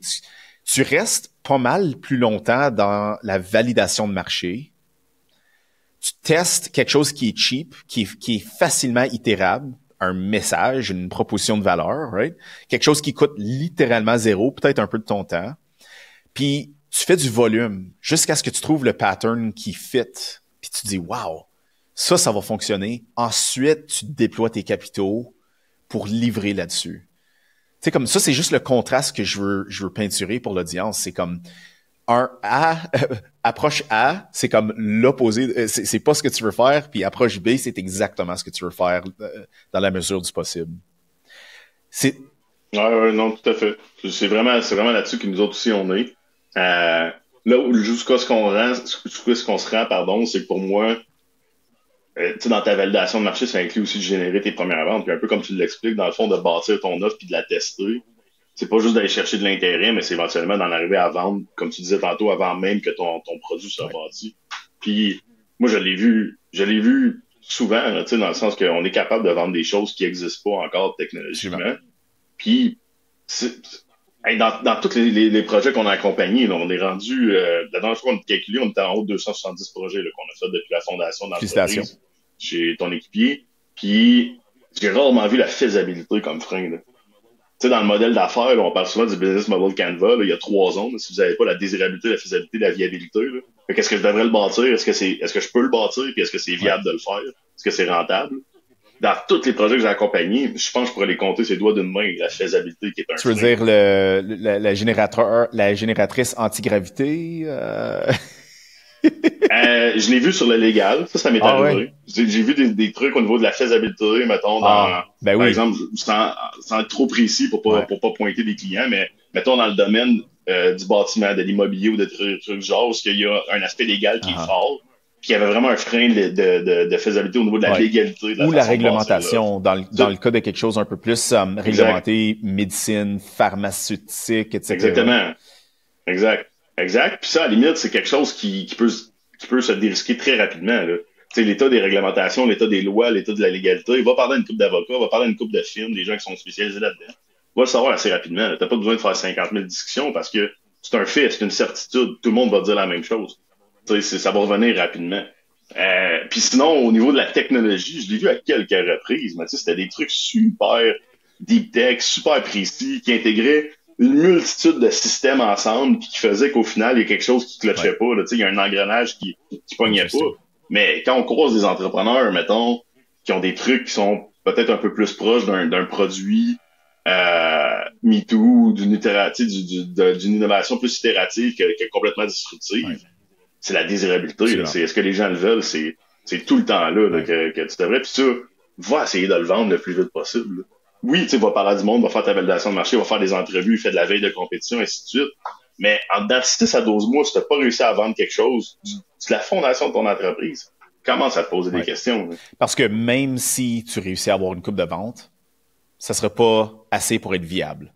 Puis au final, c'est pour ça que la viabilité vient un peu en dernier, mais c'est comme, même quand tu itères à travers la désirabilité puis la faisabilité, peut-être que les deux sont des oui, mais c'est comme, écoute, nos profits vont être tellement minimes, on va faire une marge de 5%, puis en plus, il y a plein de compétition. Je vais penser 2 fois avant de vraiment m'embarquer dans cette affaire-là. Ah oui, tout à fait, exact. C'est pour ça que les 3 sont importants, définitivement. Mais je reviens là-dessus, ça a été rarement la faisabilité pour moi qui a été un frein dans tous les projets que j'ai vu passer dans ma carrière. La vente, OK. La vente, c'est vraiment le point où on a une certitude du client qui vont nous donner de l'argent pour notre solution présent ou futur. C'est quoi les trucs comme classiques dans la vente? Je trouve que la vente, c'est vraiment le skill qui est souvent le plus faible au niveau des entrepreneurs techniques. Je sais que tu as un background entrepreneur, ingénieur, mais tu as clairement fait une belle transition. Mais je vois beaucoup de difficultés quand tu penses en termes de maths et de physique et etc. à passer à convaincre des gens de quelque chose. Quel truc est-ce que tu aurais pour ces gens-là? Ou est-ce que c'est simplement de s'associer avec quelqu'un qui a ses forces? Puis toi, tu focuses sur la faisabilité. Pour moi, je pense que c'est un des axes. Tu sais, dans une entreprise, tu as plusieurs piliers dans une business, mettons. Le développement de produits, la livraison, le service client, les RH, les finances, la comptabilité, le marketing, les ventes. Pour moi, si dans le team de fondateurs, je veux dire ça comme ça, l'équipe entrepreneuriale à la base, le ou les fondateurs, il n'y en a pas un qui a pas un peu de skills de vente. Moi, c'est pas sur eux autres que je biderais au début. Là. Si j'avais à bluntly prendre des bits sur du monde, là, s'il y en a pas un là-dedans qui a déjà fait de la vente qui me démontre pas rapidement les skills de vendeur, j'aurais des gros doutes. On a vu... Puis c'est pas nécessairement de la vente négociation, c'est pas nécessairement de la vente de genre vendre un char ou vendre une assurance comme quand moi je travaillais dans la location d'auto. C'est plus, t'es-tu capable d'interagir avec du monde? T'es-tu capable de leur parler? T'as-tu pas trop peur de déranger du monde? T'as-tu une espèce de drive qui te fait défoncer des portes? T'es-tu quelqu'un qui sent des opportunités? T'es-tu quelqu'un qui est capable de sauter sur une opportunité, qui est capable de convertir quelque chose? Ça peut se décliner de plein de façons, dans plein de types de personnalités, mais si t'as pas ça, là, si t'as pas quelque chose qui ressemble à ça, c'est dangereux, là, parce que 100% d'une business, c'est de vendre quelque chose à quelqu'un. Là. Peu importe le genre de business que t'as, peu importe le genre de modèle d'affaires que t'as. Puis là, après, si t'es dans l'entrepreneuriat plus innovant, qui vient changer les habitudes des gens, fais tout ce qu'on se dit depuis le début. La validation, comprendre les bénéfices, les pain points, la formule que t'as expliqué tantôt. Puis ton produit va se vendre tout seul, entre guillemets. Faut juste que tu sois capable de cogner à des portes. Pourquoi? Parce que les gens ils ont peu d'alternatives pour régler ce problème-là, puis t'arrives vraiment avec une solution innovante. Si t'es dans un marché plus mature, que t'as des compétiteurs, t'as des gens qui peuvent faire, t'as des solutions alternatives, et ainsi de suite. Oui, là, faut que tu tombes peut-être plus du côté vendeur, apprendre à négocier, à te démarquer, à bâtir de la confiance avec les gens, à leur montrer que t'es exactement à bâtir du relationnel, et ainsi de suite. Pourquoi? Parce qu'il faut que tu te démarques plus de la compétition. Fait que tu sais, ça va prendre un peu des skill sets différents, dépendant du genre de marché, du genre de produit, innovant ou pas, service produit ou quoi que ce soit. Mais il faut que tu sois capable à quelque part de vendre. Pour moi, ça, c'est... Entièrement d'accord. C'est basic, là. C'est basic. Oui, entièrement d'accord. Puis, quand on parle de vente, il y a aussi la notion de tarification, le pricing. Comment est-ce que tu penses au pricing? T'as-tu comme des trucs là-dessus? C'est toujours truqué, hein, quand tu vends quelque chose qui est souvent sous-développé. à un nouveau marché, puis tu as peur de comme avoir un nom. Donc, comment tu approches ça? Ouais, exact. Et puis pour vrai, là, ça fait des années que je creuse cette question-là. Puis s'il y a une place où est-ce que j'arriverai pas avec quelque chose de très processus puis de très organisé, c'est là-dessus. Parce que j'ai pas encore trouvé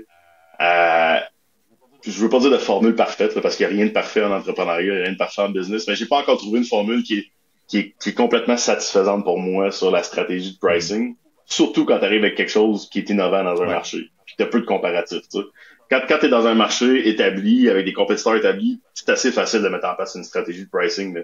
Check tous les outils de gestion de projet, check tous les CRM, check tous les whiteboards en ligne. Leur stratégie de pricing, là, il n'y aura pas tant d'écart que ça. Il n'y a pas personne qui sort complètement de la traque. Tu vas les mettre à côté, là, puis ça va faire une belle petite courbe normale assez collée ensemble. Ouais. Si tu rentres dans quelque chose qui est innovant, dans un service qui n'existe pas ou un produit qui n'existe pas, là, c'est plus raide parce que tu n'as pas de comparatif. T'sais. Puis, moi, au fil des années, j'ai combiné une couple de trucs, mettons, une couple d'indices ensemble. Mettons le premier, le classique de genre combien ça te coûte produire ça, mais surtout combien ça te coûte livrer ça. Parce que souvent, les entrepreneurs techno, mettons, ils vont trop calculer le coût de production, de développement ou de fabrication. Puis là, ils vont rajouter une marge. Puis comme ils manquent d'expérience, ils vont oublier tout. Le coût d'acquisition client, le coût de marketing, le coût de financement, le coût d'opération de ta business, l'overhead de gestion, name it, OK? Là, ils vont pas tout accumuler ça. Fait que moi, je parle plus de coût de livraison. Ça te prend quoi pour... Moi, je te vends quelque chose à toi, là. Ça m'a coûté combien dans le dernier 3 mois pour te livrer ça à toi? C'est 100% du budget de ma business, mettons. Ça, c'est la première chose. La deuxième que je vais regarder, c'est, sans qu'il y ait de la compétition directe, je vais regarder un peu les gens que tu cherches à convertir, ta clientèle cible, ton segment. C'est quoi un peu leur environnement d'acquisition de produits ou de services habituellement? T'sais, ils sont habitués d'acheter quoi? Ils sont habitués de payer quoi? Fait que si tu vends, mettons, je te donne un exemple super concret. Je me rappelle, on avait fait un projet pour des planificateurs financiers, un petit logiciel qui aidait à améliorer les opérations XYZ de planificateurs financiers. Ce genre de produit n'existait pas du tout. C'était vraiment quelque chose qui amenait comme une nouvelle façon de faire pour rendre le processus plus efficace pour les planificateurs financiers. Par contre, ce qu'on avait fait, c'est qu'on avait parlé à quelques planificateurs financiers pour leur demander qu'est-ce que vous achetez comme produit à chaque mois. Tout le genre de produit qu'ils achètent. Là, je te parlais pas de matériel de bureau, là, mais mettons des logiciels de type SaaS. Ils achetaient un QuickBook, ils achetaient un accès CRM, ils achetaient un accès à une base de données réglementaire, ils achetaient OK, parfait. Puis combien vous payez pour chacun de ces produits-là? Oh, 49$ par mois, 39$ par mois, 89$ par mois, 20$ par mois. Fait que rapidement, là, ça nous donnait quoi? Ça nous donnait une braquette des prix que ces gens-là sont habitués d'acheter.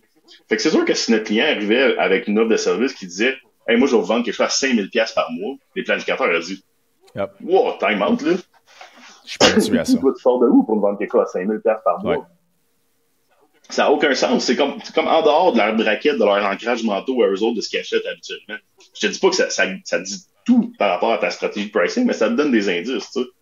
Puis, après, l'autre chose que je vais regarder aussi, c'est du point de vue du client, c'est quoi le genre de budget aussi qu'il y a globalement, là? Tu sais, qu'est-ce qu'il met pour améliorer ses opérations à lui? Puis là, c'est là qu'il faut vraiment que tu te décolles le nez de l'arbre, tu regardes pas juste dans ta compétition à toi directement ou dans ce qui est supposé d'acheter. Mettons, je reprends l'exemple des planificateurs financiers. Un planificateur financier qui est travailleur autonome, il gagne en moyenne combien au Québec par année? Tu sais, puis, mettons, son ratio de revenus et de dépenses, c'est quoi, là? Puis, t'es-tu dans quelque chose qui peut s'inscrire là-dedans? Ça revient à connaître ton client, right? Ben oui, exactement, exact. Parce que, comme tu disais tantôt, même si tu arrives avec une offre extraordinaire, mais qu'au planificateur financier, ça va te coûter 1 million par année, il me dit, ben moi, ça n'a aucun sens. Là. Moi, je fais un top planificateur financier fait 350 000 par année. Ouais. De revenus, là, pas de profitabilité, pas de salaire ou quoi que ce soit. Là. Fait que c'est quoi? Ça va être un payback sur genre 15-20 ans, mettons, pour en arriver à régler ça. Ouais. Man, dans 15-20 ans, j'ai pris ma retraite. Pourquoi je me payerais ça aujourd'hui? Puis ça revient au value equation, encore une fois. C'est qu'est-ce que tu livres, à quel prix, à quel taux de succès. Je dirais qu'une autre chose, JP, c'est difficile d'établir la stratégie de pricing parce que c'est un peu opaque, c'est un peu complexe parce que il faut considérer toute la faisabilité long terme dans ta stratégie de pricing aujourd'hui. Ce que je veux dire par ça, c'est il y a une stratégie licorne où tu es à Silicon Valley, tu lèves 25 millions en Series A capital, puis tu brûles beaucoup plus d'argent que tu pourrais normalement pour réduire tes prix, pour faire une acquisition agressive du marché. dans ce cas-là, tu t'es donné les moyens d'être comme anti-profitable, tu sais, de vendre à perte. Là, il y a l'autre approche qui est bootstrap, où t'as pas ce luxe-là. Tu as vraiment besoin de livrer quelque chose qui est profitable, au moins sur une base unitaire, right? Unit economics. Donc, il faut prendre en compte dans le pricing ta stratégie de croissance, d'acquisition de marché, de financement. Puis c'est pour ça que je comprends que c'est difficile d'avoir comme un protocole ou comme un SOP sur le pricing. C'est selon la stratégie plus globale de l'entreprise, comment agressif que tu veux faire ta croissance. Ouais, puis tu vois, ça m'amène au dernier point que moi, je me suis donné le droit dans ma stratégie de pricing, c'est que tu as le droit de changer. Tu sais, puis ça a l'air fou de même, puis tu sais, on en parle, puis là, on n'est pas le nez collé sur une business, mais le nombre d'entrepreneurs que j'ai rencontrés au fil des années qui ont peur de mettre un premier prix sur quelque chose, mettons, parce qu'on dirait que dans leur tête, dès qu'ils mettent ce prix-là, c'est genre, c'est coulé dans du diamant, là, tu sais, c'est indestructible après, genre, il n'y a plus personne qui peut toucher. Alors que c'est complètement faux. Ouais. Tu peux faire exactement, tu peux faire de l'essai-erreur, tu peux faire du pricing dynamique, tu peux monter, descendre ton pricing, tu peux changer complètement ton modèle de prix au fil des années en faisant un prix fixe, un prix variable, un prix à commission, mais il y a plein de stratégies, mettons. Puis avec des mêmes clients que tu as déjà eu, tu peux changer ta stratégie de pricing au fil des années. Nous autres, notre taux horaire a augmenté au fil des années, personne ne le sait. Pourquoi? Parce qu'on devenait plus efficace, on livrait la même valeur, ça n'a rien changé. Puis des mêmes clients qui payaient moins cher au début, ils refaisaient des projets 1 an ou 2 après nous autres, notre taux horaire a augmenté, ils se posaient même pas de questions. Ouais. Puis après, à quel point tu es convaincu que le monde sont attentifs à toi pour penser qu'ils vont se rappeler du prix que tu leur as dit en 2021? Genre, je t'ai dit un prix en 2021 de quelque chose, puis toi, là, t'as noté toutes les discussions que t'as faites en 2021, tous tes pricing, tout, tu vas dire, ben, ça, JP, tu m'avais dit que t'étais à X nombre de dollars de l'heure en 2021. Non. C'est tout là. On est très dans nos têtes, surtout les first-time founders, là, puis on pense que tous les détails matter. Je pense que le takeaway de tout ça, c'est il faut rester flexible.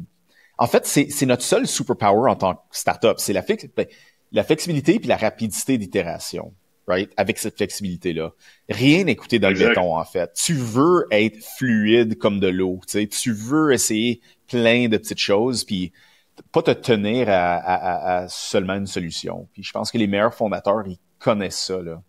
Chaque fois que je parle à un de nos fondateurs qui fait énormément de revenus dans les millions, dans les 7 chiffres, il est tout le temps en train de modifier à tous les 6 mois, comme nouvelle offre de service avec un nouveau pricing strategy pour un nouveau, comme un client qui est en train de s'adapter aussi. C'est fascinant à voir. Il faut que tu comprennes qu'une business, c'est vivant.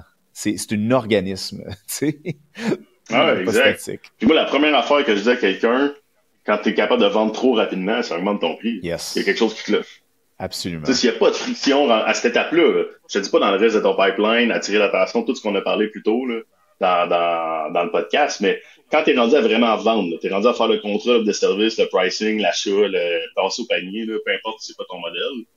Si les gens, ça se décloche trop facilement, moi, dans ma tête, il y a quelque chose qui me dit c'est peut-être pas assez cher, tu sais. Ouais. Il y a peut-être de l'argent qui a été laissé sur la table. Je te dis pas d'augmenter ad vitam aeternam sans te poser des questions. Il y a un juste prix à demander. Faut que tu en arrives à avoir une équation de valeur, comme tu l'expliques si bien, qui fait du sens pour le client aussi.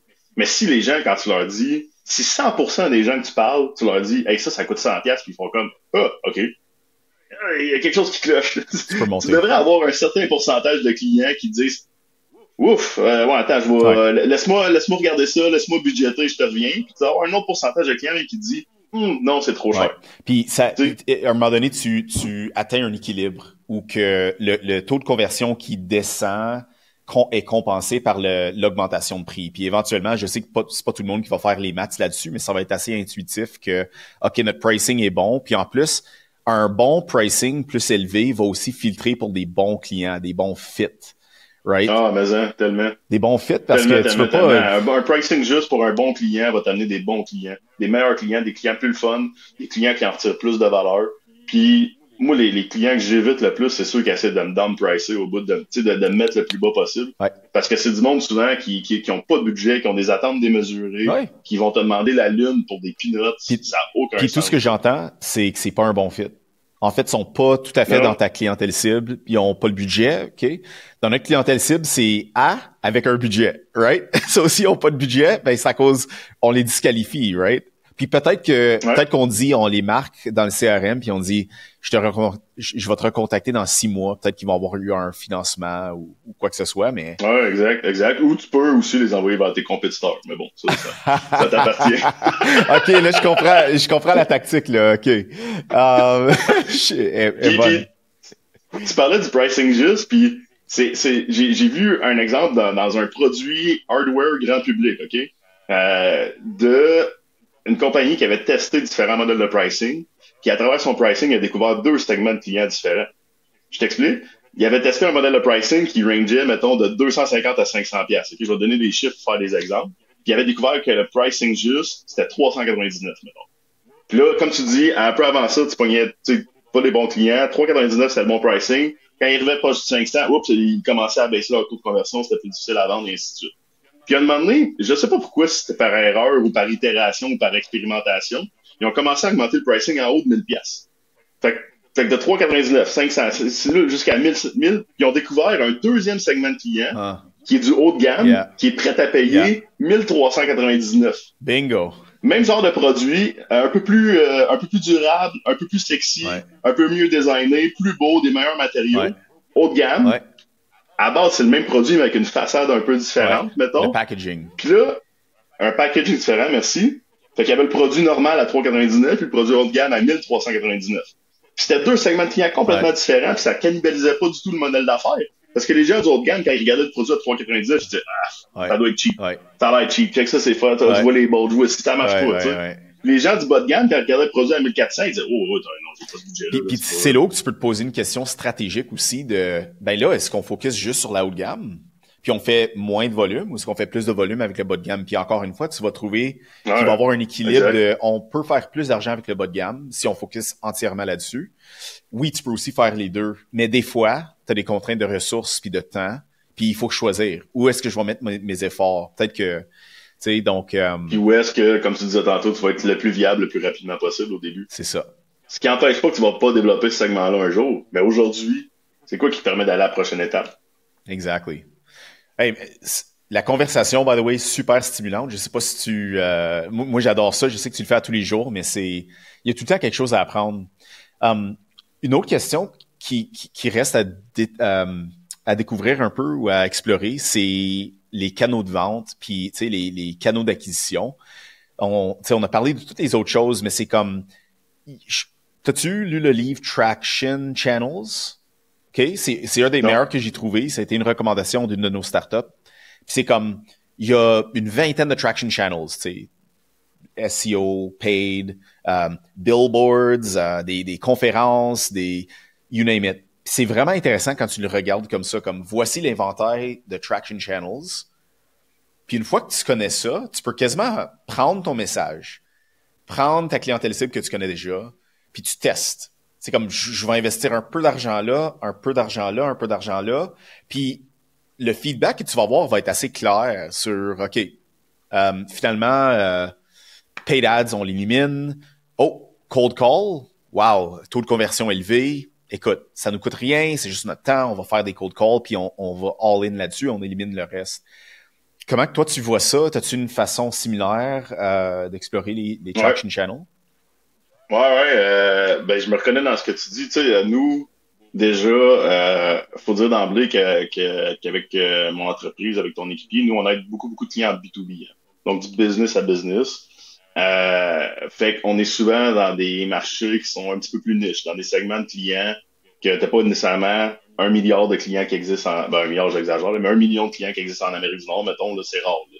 On est plus dans les milliers, dizaines de milliers, des fois centaines de milliers, là, c'est un gros marché potentiel. Là. On est vraiment dans des trucs plus niches actuellement. Ce qui implique que souvent, au début, on va commencer plus par des méthodes beaucoup plus traditionnelles de commercialisation.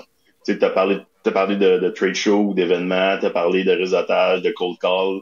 du porte-à-porte, même que tu t'as amené en exemple comme ça. Fait que souvent, on est dans les trucs beaucoup plus traditionnels que numériques, mettons, puis je suis très convaincu que c'est la bonne façon au début pour développer des marchés B2B plus niches. Je suis Pourquoi? Parce que t'as pas une masse de clients. Tu peux pas juste crier dans l'atmosphère puis espérer qu'il y ait des clients qui viennent voir toi. Faut que tu les trouves. Faut que tu les targetes beaucoup plus sniper que shotgun dans le tas, tu sais. Puis, ce que moi, je vais favoriser au début, c'est tout ce qui amène des discussions très, très, très rapidement avec les clients. Pourquoi? Parce que on en parlait tantôt, tu es en exploration de ton modèle d'affaires, tu es en validation de marché, tu es en train d'essayer de comprendre ta cible, ton segment, ton message, ton offre de service, tes compétiteurs, tout ce qu'on a parlé depuis le début. Puis plus tu inities des discussions rapidement avec tes clients potentiels, en face à face, idéalement, plus tu es capable d'accumuler énormément d'informations là-dessus en un time frame très rapide. Puis honnêtement, au fil des années, là, ce que je pense qui est le plus performant pour ça, qui est quand même coûteux, mais qui est le plus performant pour en accumuler très rapidement. Okay? Là, mettons qu'on se dit, faut que tu apprennes très, très, très rapidement quelque chose sur un marché. Va faire une conférence, un trade show ou un événement de réseautage dans ce marché-là. C'est impressionnant. Oui, mettons, là, tu fais un trade show, tu as un kiosque, ça va te coûter 10 000 sur 2-3 jours, mettons. Mais en 3 jours, là, tu vas parler à 50, 100, 150, 200 personnes dans ce marché-là. T'accélères le processus de découverte, là. Ils sont toutes là. Si tu veux y aller rapidement, ça, c'est pour moi, c'est la meilleure façon, mettons, la façon la plus simple. Après, si tu veux y aller un peu plus low cost, mettons que tu as moins de budget, la prospection directe. Là, tu peux le décliner, tu as parlé de cold call, c'est une des façons. Tu peux y aller par email, tu peux y aller par LinkedIn, tu peux y aller par téléphone. Idéalement, de mon expérience, mixe un peu toutes ces techniques-là pour en arriver à ouvrir une discussion avec quelqu'un. Mais la prospection directe, c'est, selon moi, ce que je pense qui est le plus low cost pour démarcher en B2B. Puis là, j'entends du monde dire, parce que je l'entends souvent, oui, mais c'est pas scalable, oui, mais ça prend du temps, oui, mais tout prend du temps, Chris, en affaires, c'est pas compliqué. Là. Si tu veux amener des résultats, faut que tu mettes du temps. Fait qu'arrêtez de me faire chier avec ça. Ça prend du temps, oui, c'est normal. Puis un jour, quand tu auras rodé ton message, quand tu seras convaincu de tes segments de marché, de ton message, de ton positionnement, ainsi de suite, là, commence à le digitaliser, à le numériser de plus en plus, tu sais, en faisant une landing page qui fait plus de sens, en augmentant le contenu que tu crées, mettons, sur LinkedIn, parce que ton segment de marché, il est là, et ainsi de suite, en faisant du marketing automation éventuellement, tu sais. Mais c'est parce que là, tu connais très bien à qui tu parles, ton message, ta façon de convertir, et ainsi de suite. Fait que pour moi, je suis très amateur de ça, d'ouvrir des discussions, d'y aller de façon plus traditionnelle au début, puis de parler rapidement à des gens. Laisse-moi te proposer une alternative à ce que tu viens de dire, que, by the way, moi, j'approche les choses exactement comme toi. Mais j'ai vu, dans notre incubateur à l'Institut, un entrepreneur faire les choses différemment, puis he kills it. David Morneau de InBeat, lui, a maîtrisé le SEO. Puis, il est en train de closer des deals de centaines de milliers de dollars sans faire anything que tu viens de mentionner, OK? Puis la façon qu'ils font ça, c'est un peu un hack psychologique qu'ils font et qui leverage l'Internet d'une façon weird un peu, mais j'espère qu'il va pas me chialer après pour ça, mais bref, premièrement, Dave, c'est un des meilleurs au monde en SEO, là, je suis confiant de dire ça. Il va créer des sites web qui vont ranker sur un keyword avec du high intent. Dans des industries où que les deal size, c'est, comme j'ai dit, dans les centaines de mille, sinon pas les millions, OK? Tu peux pas imaginer les industries qu'il va ranker. Là, il va bâtir la crédibilité de son entreprise qui existe depuis quelques mois en faisant des articles qui les positionnent comme étant des experts. Pas nécessairement le cas, mais bon, ça les positionne comme experts sur l'Internet. Donc, toi, tu es un decision maker dans un Fortune 500. Tu cherches un service high ticket, you name it, fundraising, placement d'employés exécutifs, j'ai besoin d'un COO, j'ai besoin d'une agence stat. Je suis prêt à payer 100 000 pour ça, pour trouver un COO. Là, je tombe sur leur page, puis ça dit, ben, cette solution-là, c'est la numéro 1 au monde pour le faire. Ah, ben, je vais prendre un appel avec eux. Puis là, évidemment, un processus de vente très, très rodé, très compétent. Puis si tu closes 1 sur 10 de ces deals-là, wow! Puis ils font ça, by the way. Ils font ça. Donc, c'est une autre façon d'approcher les ventes qui dépend énormément de l'Internet, surtout le référencement organique. Puis Dave a une équipe hyper compétente pour comme, oui, tu bâtis ta crédibilité sur le front-end, genre, t'es un decision maker, tu trouves, t'es comme, OK, c'est très crédible, mais sur l'appel aussi, t'es très crédible. Puis t'as les bons partners dans le back-end. Dans tout ton pipeline, du début à la fin de ton entonnoir de conversion. C'est ça. Ils trouvent des partenaires dans le back-end qui peuvent livrer la marchandise. Des firmes tiers parties qui vont faire un joint venture avec, on va dire. Ah ouais, je comprends. Absolument incroyable. Ah, et puis, tu sais, moi, j'aurais tendance à te dire, parce que, tu sais, ça, mettons, là, tu parlais de cold call, puis le nombre d'entrepreneurs qui m'ont dit, ah, le cold call, c'est dégueulasse, ça marche pas, ainsi de suite. Alors que moi, j'en ai fait pour mon entreprise, ça fonctionne. Puis je l'ai vu pour des entreprises que ça fonctionne. Puis j'ai vu les deux. Des fois, ça fonctionne, des fois, ça fonctionne pas. Tu sais, moi, ma réponse à tout ça, pour les canaux d'approcher les gens, c'est les clients que tu vises sont où? Ils sont où, ces gens-là? Puis comment tu peux attirer leur attention?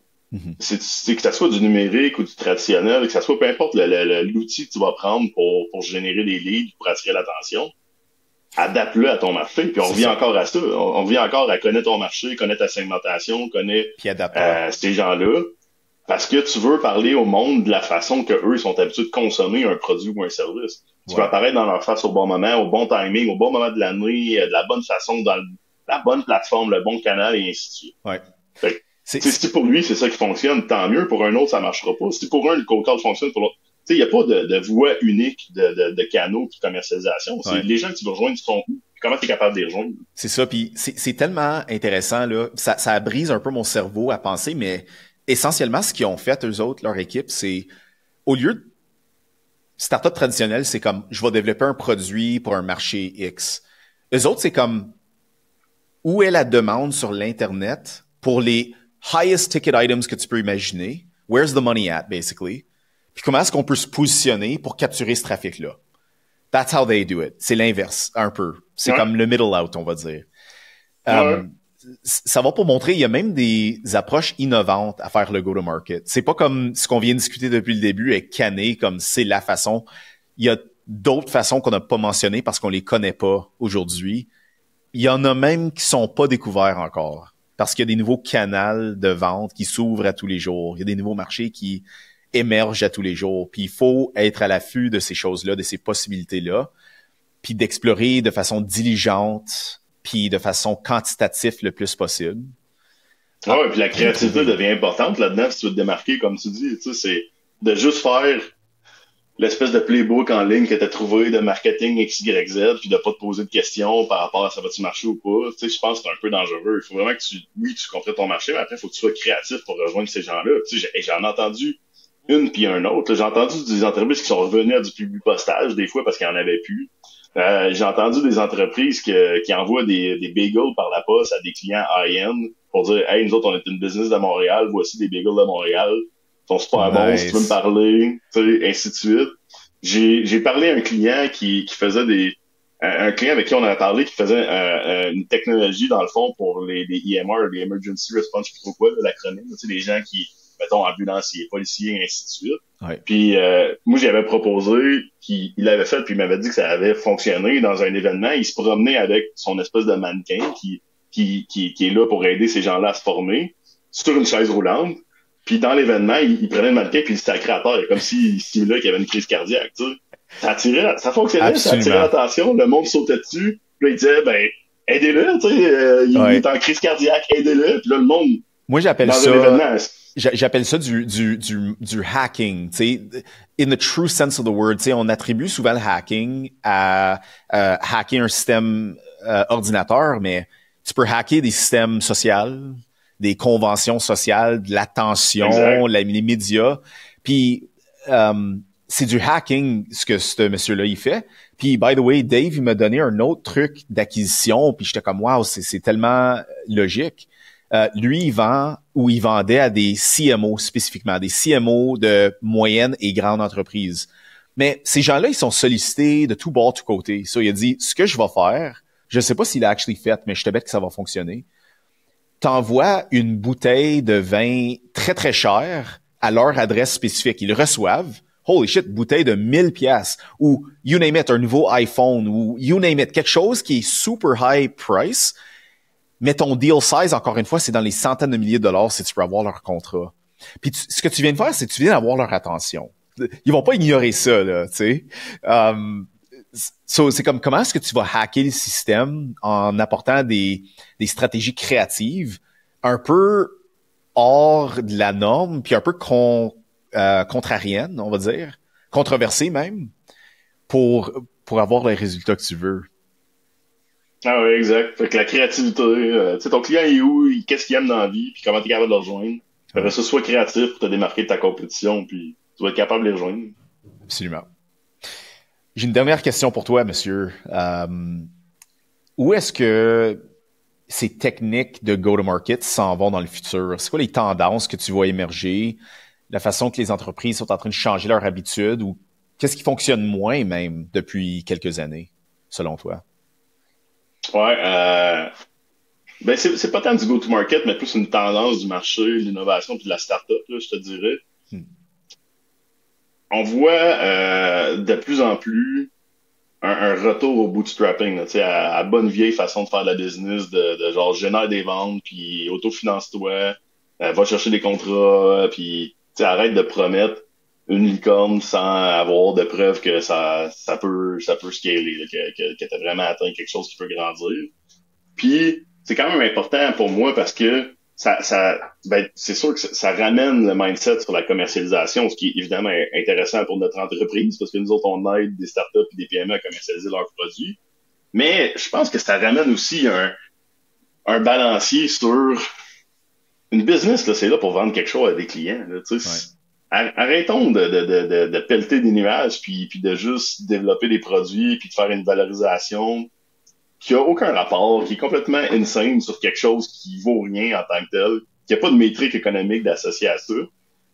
Puis, revenons à l'essence même d'une business qui est de créer un modèle d'affaires pour des clients. Là. Que tu vendes du produit ou du service, peu importe le marché, que tu sois innovant ou pas, si t'es pas là pour vendre quelque chose qui amène de la valeur à des clients, t'es pas une business. Là. C'est aussi simple que ça. T'sais. Fait qu'il y a un retour à ça, il y a un retour à faire des ventes au bootstrapping. Puis, c'est pas moi qui le dis, là, c'est regarder tous les rapports, regarder tous les panels d'investisseurs, de VC, de business qu'il y a. Tout le monde parle d'aller faire des ventes, tout le monde parle d'aller prouver une traction, tout le monde parle de montrer que tu as un modèle d'affaires qui est viable et qui est scalable. Puis, je pense que c'est super important parce qu'il y a eu, tu sais, on l'a vu dans les statistiques, on l'a vu dans les rapports, il y a eu une forme de bulle de l'innovation puis de la start-up qui a culminé en 2021. Il y avait des valorisations qui étaient complètement démentes pour des entreprises qui ne valaient pas ça du tout. Ouais. Puis c'était cool à ce moment-là parce que tout le monde ridait la vague. Là, puis tout le monde était content de ça. Mais je te le dis, nous, on a fondé en 2017 l'entreprise, fait qu'on a vu cette gradation-là de 2007 à 2021, honnêtement sans le savoir, là, parce qu'on n'avait pas assez d'expérience dans le domaine puis dans le marché. On n'avait pas tous ces rapports-là plus macroéconomiques. Mais on l'a vu culminer jusqu'en 2021. Puis à partir de 2021, on l'a vu descendre. Puis là, on est, j'espère, au plus bas point, je vais dire ça comme ça, ou en tout cas, peut-être en 2023, on est au plus bas point, puis on est en train de remonter doucement la corde. Mais je voudrais même pas que ça revienne au niveau de 2021, parce que mes clients qui ont passé à travers cette vague-là, ils n'ont pas été capables d'aller plus loin. Non. Parce que des clients là, qui étaient dans un mode de levée d'investissement de fonds, pour des réelles raisons, là, parce qu'ils avaient vraiment besoin d'aller chercher des investisseurs, puis qui ont levé pré-2021, la plupart n'ont pas été capables de lever post-2021. Ben oui, parce qu'il y avait un débalancement. C'est ça. Puis tu as des down rounds après ça. Tu peux pas justifier une évaluation qui monte tout le temps. Puis c'est ça que les investisseurs ils veulent. Ils veulent aussi des exits. Mais là, tout à coup, toute ton économie est en train de tomber. C'est très clair qu'on était dans une bulle plus générale, mais une bulle VC. Puis moi, personnellement, je suis très content que ça revienne aux bases parce que pour moi, ça, c'est le signal over noise. Les évaluations licornes puis les promesses, ça, c'est du noise. Le signal, c'est est-ce que tu génères des cash flows positifs avec ton entreprise? Puis il y a des types de business, tu sais, je suis pas non plus à l'inverse de dire qu'il faut pas de l'investissement, faut pas. Il y a des types de business que ça prend du cash. Ça prend, il faut que ça soit backé, il faut qu'il y ait de l'argent derrière pour les faire lever. De la vraie pure deep tech, là, tu sais, qui va vraiment être disruptif, qui va changer le monde, ça prend du cash pour la faire lever. Du medtech, où est-ce que c'est très long les cycles d'introduction de produits, parce que t'as toutes les Santé Canada, les FDA, les réglementations, le développement de produits, les trials à faire. Ça prend du cash, ça se bootstrap pas comme ça, tu sais. Mais pour une grande majorité d'entrepreneurs que j'ai croisés, ça devrait être va faire des ventes le plus rapidement possible. Puis si t'es pas capable de faire ça, ta business a une raison d'être, là, tu sais, ou Yeah. ton idée d'affaires, là, ton idée de projet a une raison d'être. Ben, je pense que c'est une bonne place où terminer notre belle discussion. Les guys, bootstrapper le plus possible. C'est générer de l'argent, faites des vraies ventes, trouvez un vrai client qui a un problème à régler, puis fais-le mieux que la compétition. Je pense que c'est pas mal ça le message qu'on passe. Puis, tu sais, reste flexible, aie pas peur d'échouer en faisant des expériences. Mais si tu vas échouer, échoue très petit, c'est-à-dire que ça n'ait pas un très grand impact, investis pas trop. Est-ce que tu as d'autres mots que tu voudrais partager avant de quitter? Ouais, j'en aurais un dernier qui est un peu champ gauche, mais qui pour moi est important. Ayez pas peur d'arrêter quand il faut arrêter. Uh-huh. Yeah. Tu sais, c'est correct là, de se tromper, puis c'est normal, puis surtout pour des jeunes entrepreneurs, les chances de succès dès le début sont plus faibles que la moyenne statistiquement. Fait que tu sais, lâchez le morceau quand il faut le lâcher, là. Allez pas trop loin dans le commitment de votre énergie, de votre vie, de votre santé mentale, de votre santé physique. C'est toujours bien juste une business, là. Tu sais, ça devrait pas te tuer, là. Ça devrait pas te mettre en faillite, ça devrait pas. Puis fais-le surtout pas au détriment de ce que t'es toi, là. Si toi t'es pas à l'aise avec ça, fais-le pas parce que quelqu'un d'autre t'a dit de le faire parce que it's the way to go, ou, tu sais. Fait que lâchez dans le morceau quand il faut le lâcher, là.